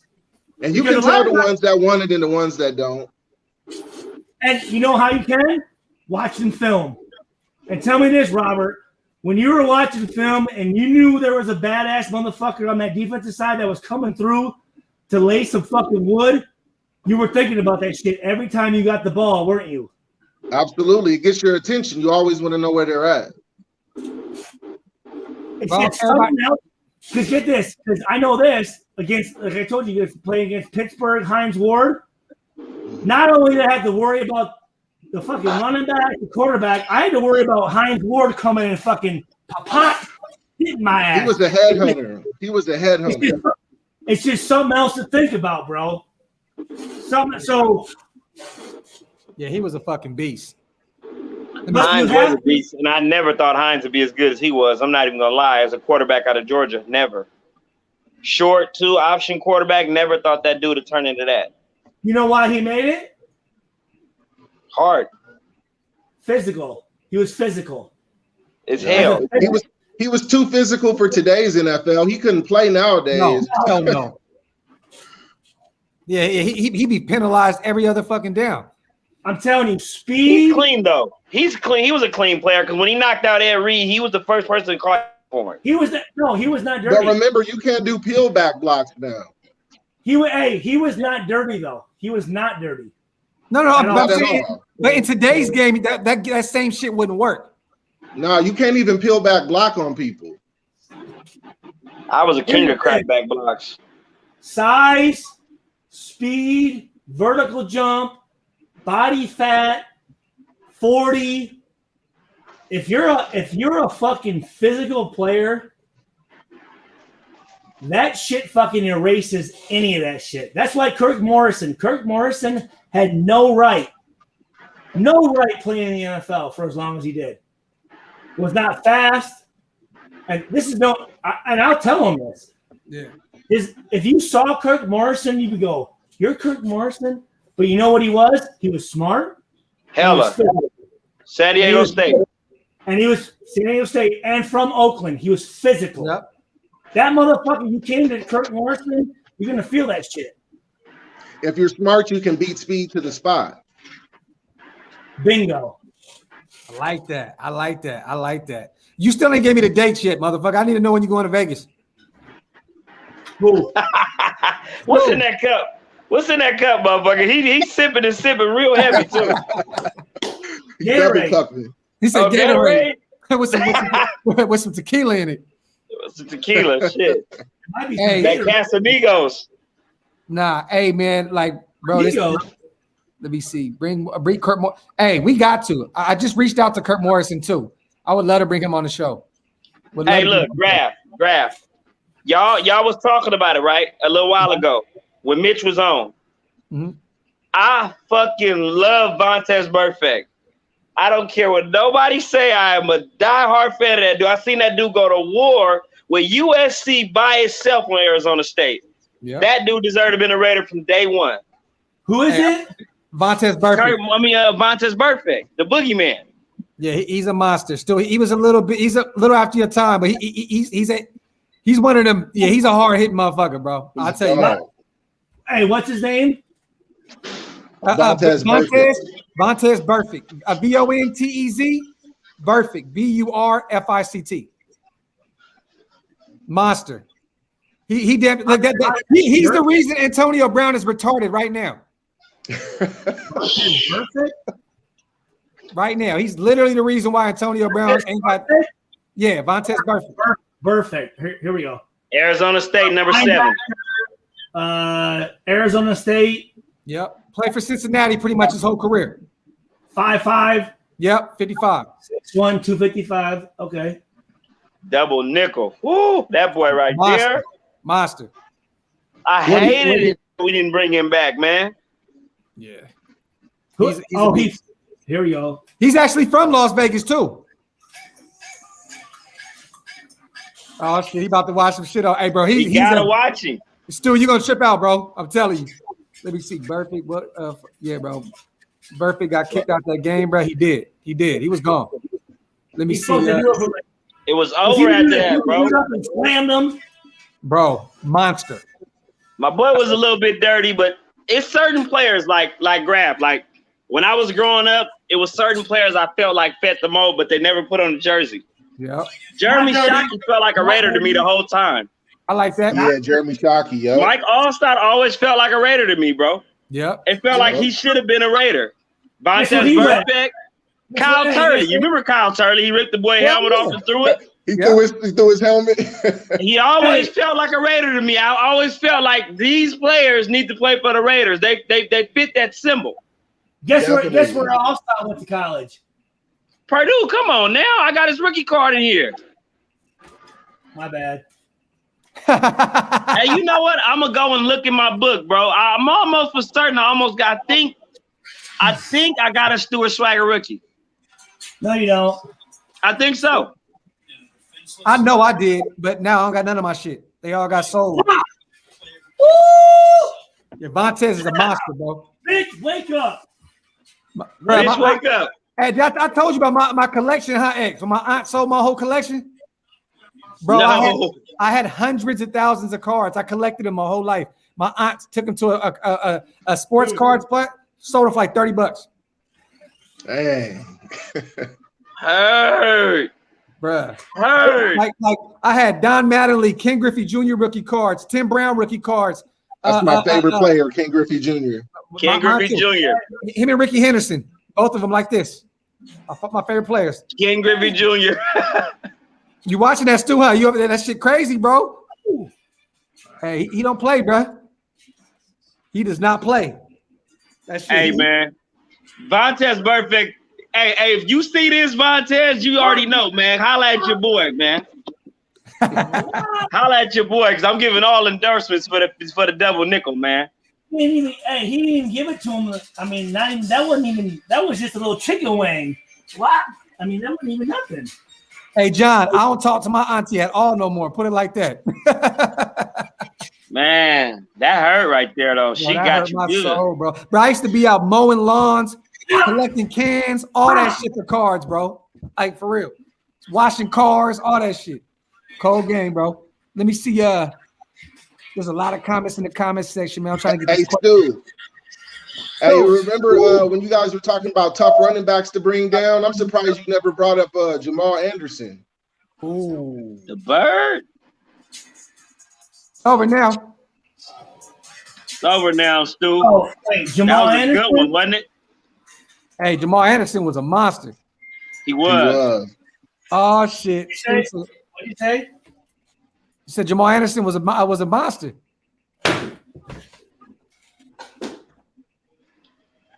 Oh shit! What happened, man? Give me a Jamal Anderson story, man. He had the biggest legs, man. His legs was tree trunks. Robert. Oh shit! That's the best Gatorade in the world. I don't give a fuck what nobody say. That Gatorade about to have him exposing a lot of motherfuckers right now. Oh man, hey, Jamal did his thing, man. Jamal Anderson was nice. He did. Bro. He had the dirty bird. He had his career. Hey, you know what? The NFL fights was some of the goodest, man. You remember when Michael Westbrook? I think he beat up. Did he beat up Steven Jackson? Steven Davis. Yeah, I remember seeing that. Steven Davis at the Panthers practice, he whipped the shit. He beat the shit out of him. I remember that. Now, Redskins practice, he beat the shit out of him. Hey, Steven Jackson was another big dude. Hold on. Steven Davis. Steven Jackson was a monster. He was a Bo Jackson mode. Yeah. Did you just say some Oregon of the State. goodest? Hold on. What'd you say? Did you just say some of the goodest? What? Huh? You just said he had some of the goodest plays? Goodest? No, hell no, not Steven Jackson. That's some of the goodest fights was back in the days. No, you're saying goodest. He basically said that shit didn't make no sense, X. Goodest. Oh, well, it didn't. It didn't. We from California. That's how we talk. That's not a real word, homie. Hey, we make it up. Hey, look. Yada I mean ain't a word either, but we made it up. Yada I mean. And it made the Urban Dictionary. We did that shit. We do that type of shit in the Bay Area. We make our own words on the fly. You know what I'm talking about, though. You understand the lingo. About the hyphy movement, Stu. That shit is coming. Hey, but what's your gripe? Well, no, what's your gripe with Jamal Anderson, bro? Y'all ain't ready for that shit, man. I'm not even gonna give that motherfucker a minute of my fucking time right now. Okay. I'm feeling the vibe right now. I don't even want to bring in Jamal Anderson, but I'm gonna tell you guys, dude's a punk bitch with a fucking fake ass little fucking tight ass curl shit, looking like a fucking met him at the Super Bowl. Wearing some tight ass Jabot jeans, Bugle Boy jeans, I think it was, with a fat ass. I'm thinking, dude, you got woman hips. You have woman hips, bro. Oh, fuck. You have woman hips, dog. I don't even want to get into that shit right now. But I'm gonna tell you,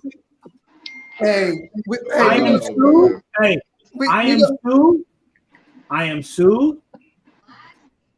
My dog. I'm also gonna tell you. Hey, you two gonna hit me up like this channel? It's a wrap. Trust me, no. So trust me. I told Ray Buchanan the fucking Jamal Anderson story, and Ray Buchanan's like, Stu, Jamal Anderson was a punk bitch, dude. Damn. Yeah, he's a bitch, dog. He's a bitch. Shit. He's a bitch. He was just big for nothing. he had 1 year, bro. One. That's it. 1 year. And he's got, like a girl with like, if you see a girl with like you said Jamal Anderson's thick, bro. Hey, if you see a girl with like a slim waist and a big ass and nice hip, that's what he looked like. I was like, yo, is that a girl? I'm like, yo, what's up? And I'm like, yo, I'm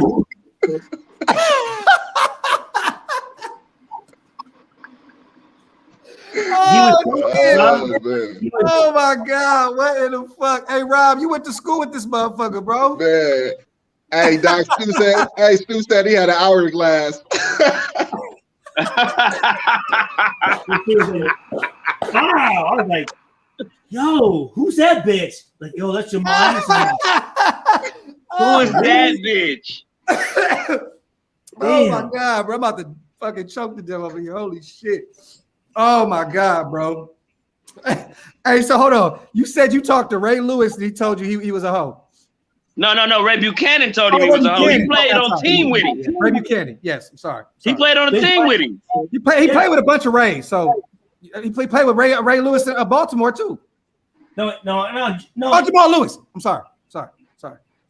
Jamal Lewis, right? Did Jamal Anderson play over there in Baltimore? Jamal Lewis. I have stories about. I have actually a lot of good fucking plays against Jamal Lewis. But anyways, we're on Jamal Anderson. Hold on, man. The Dirty Bird, fucking. Yeah. Hold on, y'all tripping, man. I thought he was a girl when I saw him, when I met him. Okay, yeah, he did play his whole career with Atlanta. Yep. Yeah. And no, he didn't. He played with Carolina too. It says 94 to 2001, Atlanta. That's it. The man played in Carolina for sure. He was on the practice squad. No, he's probably stuck in the coach's dick that year. Whoa, shit, man. A lot of dudes. Ask me. A lot of dudes have a long career doing that shit, bro. Fuck. I'm dead ass. They have a long career sucking coaches' dicks. Story time with Stu. Classic. With the whole whoop too. He did the whole pause. That's why I only played 5, bro. I couldn't play. I couldn't do that shit. Oh my god, bro. Holy shit. So Jamal Anderson, like I said, it was the 06 Super Bowl in Detroit. I thought he was a girl. Oh my god, bro. I was like, no, I'm talking to my buddy. Remember Kelly Butler? Robert, remember Kelly Butler? Oh, yeah, KB, yep. Yeah, KB. I said, KB. He's from Michigan too, isn't he? Yep, he's from Grand Rapids. I'm like, yo, look at the ass on that bitch. He goes, Stu, that's Jamal Anderson. I was like, man. Really? Fucked up. With that fucking. He's like, oh my god, man. Hey, this is why every time an advertiser hits me up like, I would like to advertise my product on your show, I'm like, I don't think you want to do that, bro. Yeah, like we just gonna keep it funky over here, bro. Like it is what it is, bro. Oh my god. Fuck, I'm gonna tell it. So it's an 06 Super Bowl. We just watched a private concert by Nelly, St. Lunatic. So I'm like feeling that shit, Midwest swang, fucking Air Force Ones. I'm like, hell yeah, from the Midwest. Yeah, let's go. Snoop Dogg was there. Rob Schweigert, the comedian, oh fuck. What's his name? Rob Schweigert. Yeah. I know you're talking about.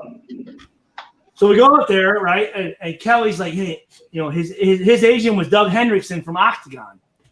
Okay. His agent was fucking Jamal Anderson's agent. So we're talking with her, and they're like, he goes, hey, Stu, you want to meet Jamal Anderson? I'm thinking, well, you know what? I remember watching that shit, the Dirty Bird, whatever, and whoop-de-whoop type of shit, whatever, So Jamalette. he's there with his wife and shit, right? So they're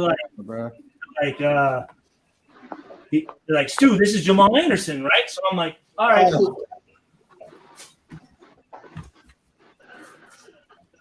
I see you, bro. So I'm like this. I'm like, hey, what's up, Jamal, man? Hey, nice to meet you. Do respect your game. That's that, whoop-de-whoop, Super Bowl, Dirty Bird, all this shit, right? And he goes, what's your name? I said, Stuart. He goes, what do you? I said, I play safety. He goes, man. He said, if I had safeties like you in the league when I played, I would have rushed for 3,000 yards. Wow. I said, what'd you say? I said, hey, listen, motherfucker. I don't give a fuck who the fuck you are. That little tight ass Jerry curl bullshit you have in your hair, and then fat ass fucking and a fucking bunk ass Bugle Boy jeans that you're wearing. I don't give a fuck about who the fuck you're gonna test me. I said, listen, that Dirty Bird shit, that shit was corny as fuck, bro. When I used to watch this, like, this dude is a fucking corn. So who in the fuck are you talking to talking about me? Oh my God, bro. He goes, yo, bro, I was just joking. I said, nah, man, you don't come. I said, I don't know you. I've never met you in my life. So how are you gonna come at me like that? And the agent, Doug Henderson, was like, and my buddy Kelly Butler, who was 6'8", was like, hey, listen, man, don't be fucking with Stu like that, brah. And he was like, yo, man, I was just trying to be funny. I'm like, no, you're not funny. I'm like, you're fucking corny. And you're fucking, to be honest with you, blow out your fucking knees another fucking year because you had one good fucking year, motherfucker. And if I played with you, I would be fucking busting your fucking legs out of your fucking, that fucking Dirty Bird shit sucks. Fuck you. Oh my God, bro. Eat my fucking dick. Hey, we had a whole Vontez Burfict highlight, the real fucking Dirty Bird story. This was one of the most lives I ever been a part of, bro. He was like this. He was like, yo, Doug. He was like, I was just trying to fuck. I'm like, and Doug came, his agent was like, yo, Stu, you kind of came at him hard. I'm like, I don't fucking know him. I don't give a fuck about this fat ass piece of shit fucking loser motherfucker that ran a couple of touchdowns back in the early 90s. Fuck his ass. I'm out, man. Oh my God, bro. Hey, Stu, bro. He had some tight ass curls too. Tight ass curls. I'm like, oh my God, bro. Hey, you really got to fucking cry tonight, bro. No, I said, Jamal. Stu is fucking wild, bro.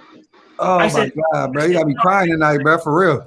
No, I said, Jamal, I thought you were a bitch, to be honest with you. I didn't even know that you were who you were. Hey, he was on about this call. He was on about that call. Oh my God, bro. Hey, and you can, here's the thing. Fuck. If anybody knows Jamal Anderson, ask him that story. 2006 Super Bowl on top of the fucking VIP shit.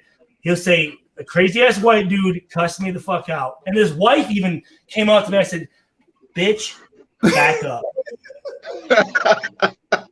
Hey, I swear to God, bro, if I was drinking tonight, this shit would have hit even harder, bro. Oh my God, bro. Holy fuck. Hold on. Stu is the GOAT. Thank you for the thank you as fans. We appreciate you for coming on the live. Jesse said that to you, brother Stu. Let me see. Yeah, hey, Stu got that Gatorade in his cup. Gatorade. Bro, he said Jamal was thick, bro. That shit killed me, bro. That shit lean me, bro. That shit really lean me, bro. Tell that boy he had some tight ass Beagle Boy jeans on. Fuck, man. Tight ass Beagle Boy jeans. The doctors. Oh man, fuck, bro. I'm gonna have to get out of here in a second, man, so we don't get canceled. Bro. You really had Bugle Boy jeans on, though. I'm like, yo, it's 2006. You're wearing Bugle Boy jeans, dog. Like, what the fuck, man? Are you serious? And hey, with a belt too. I'm like, bro, your ass can hold up them jeans, man. You don't need a belt, man. You fat ass piece of shit, bubble butt ass, looking at this woman. Hey, do y'all remember that rapper Pastor Troy? Hell yeah. You remember that song where it was like, are you wearing Bugle Boy jeans? He was like, hell nah.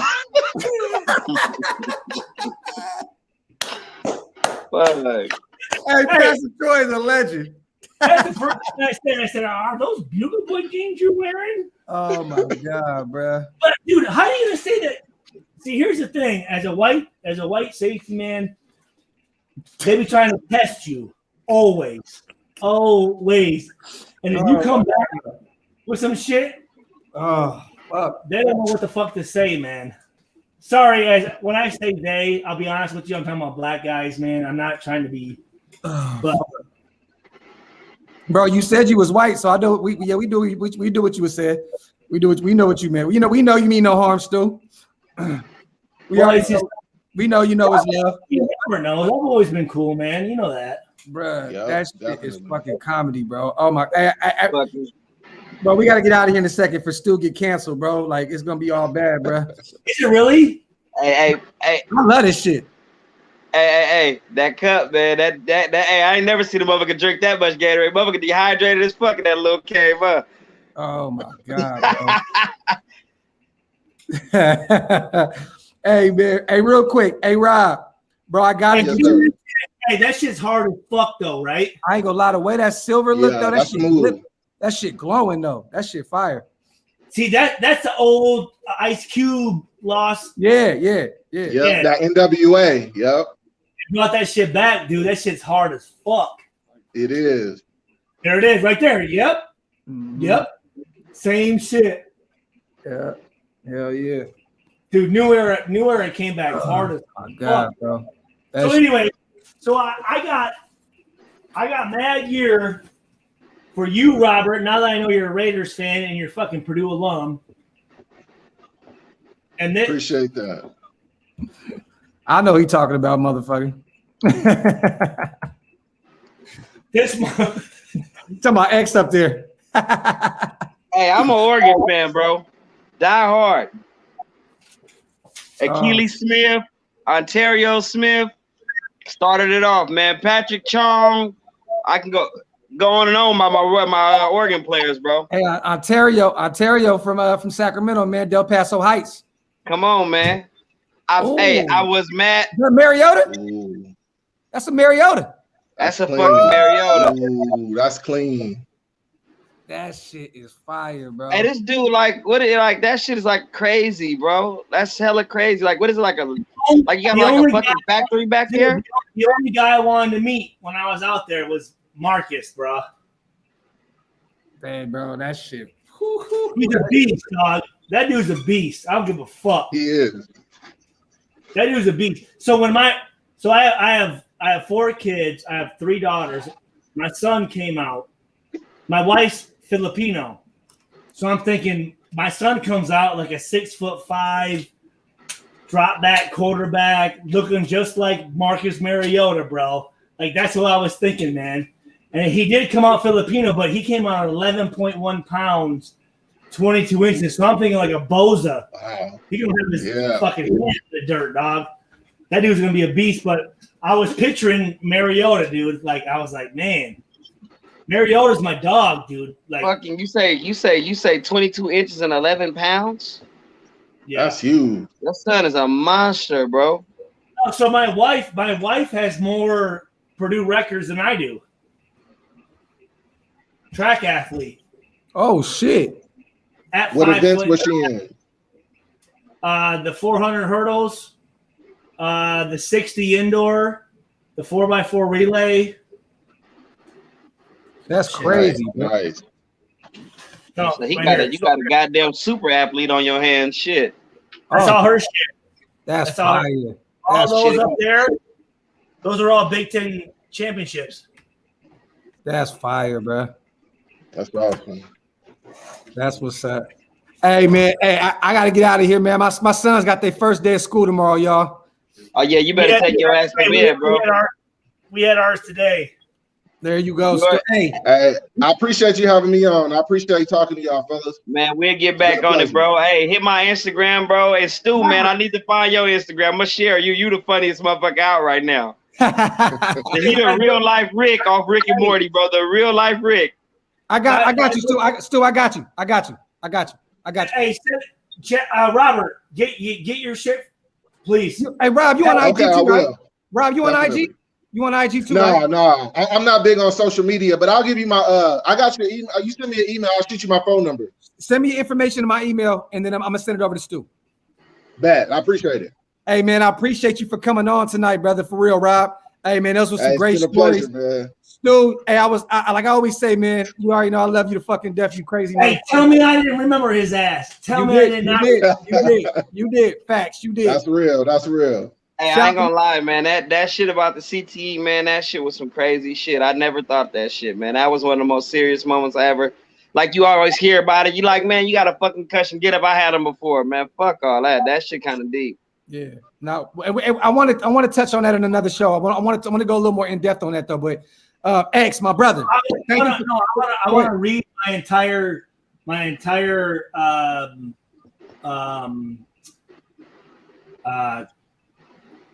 for the NFL concussion shit. I want to read my entire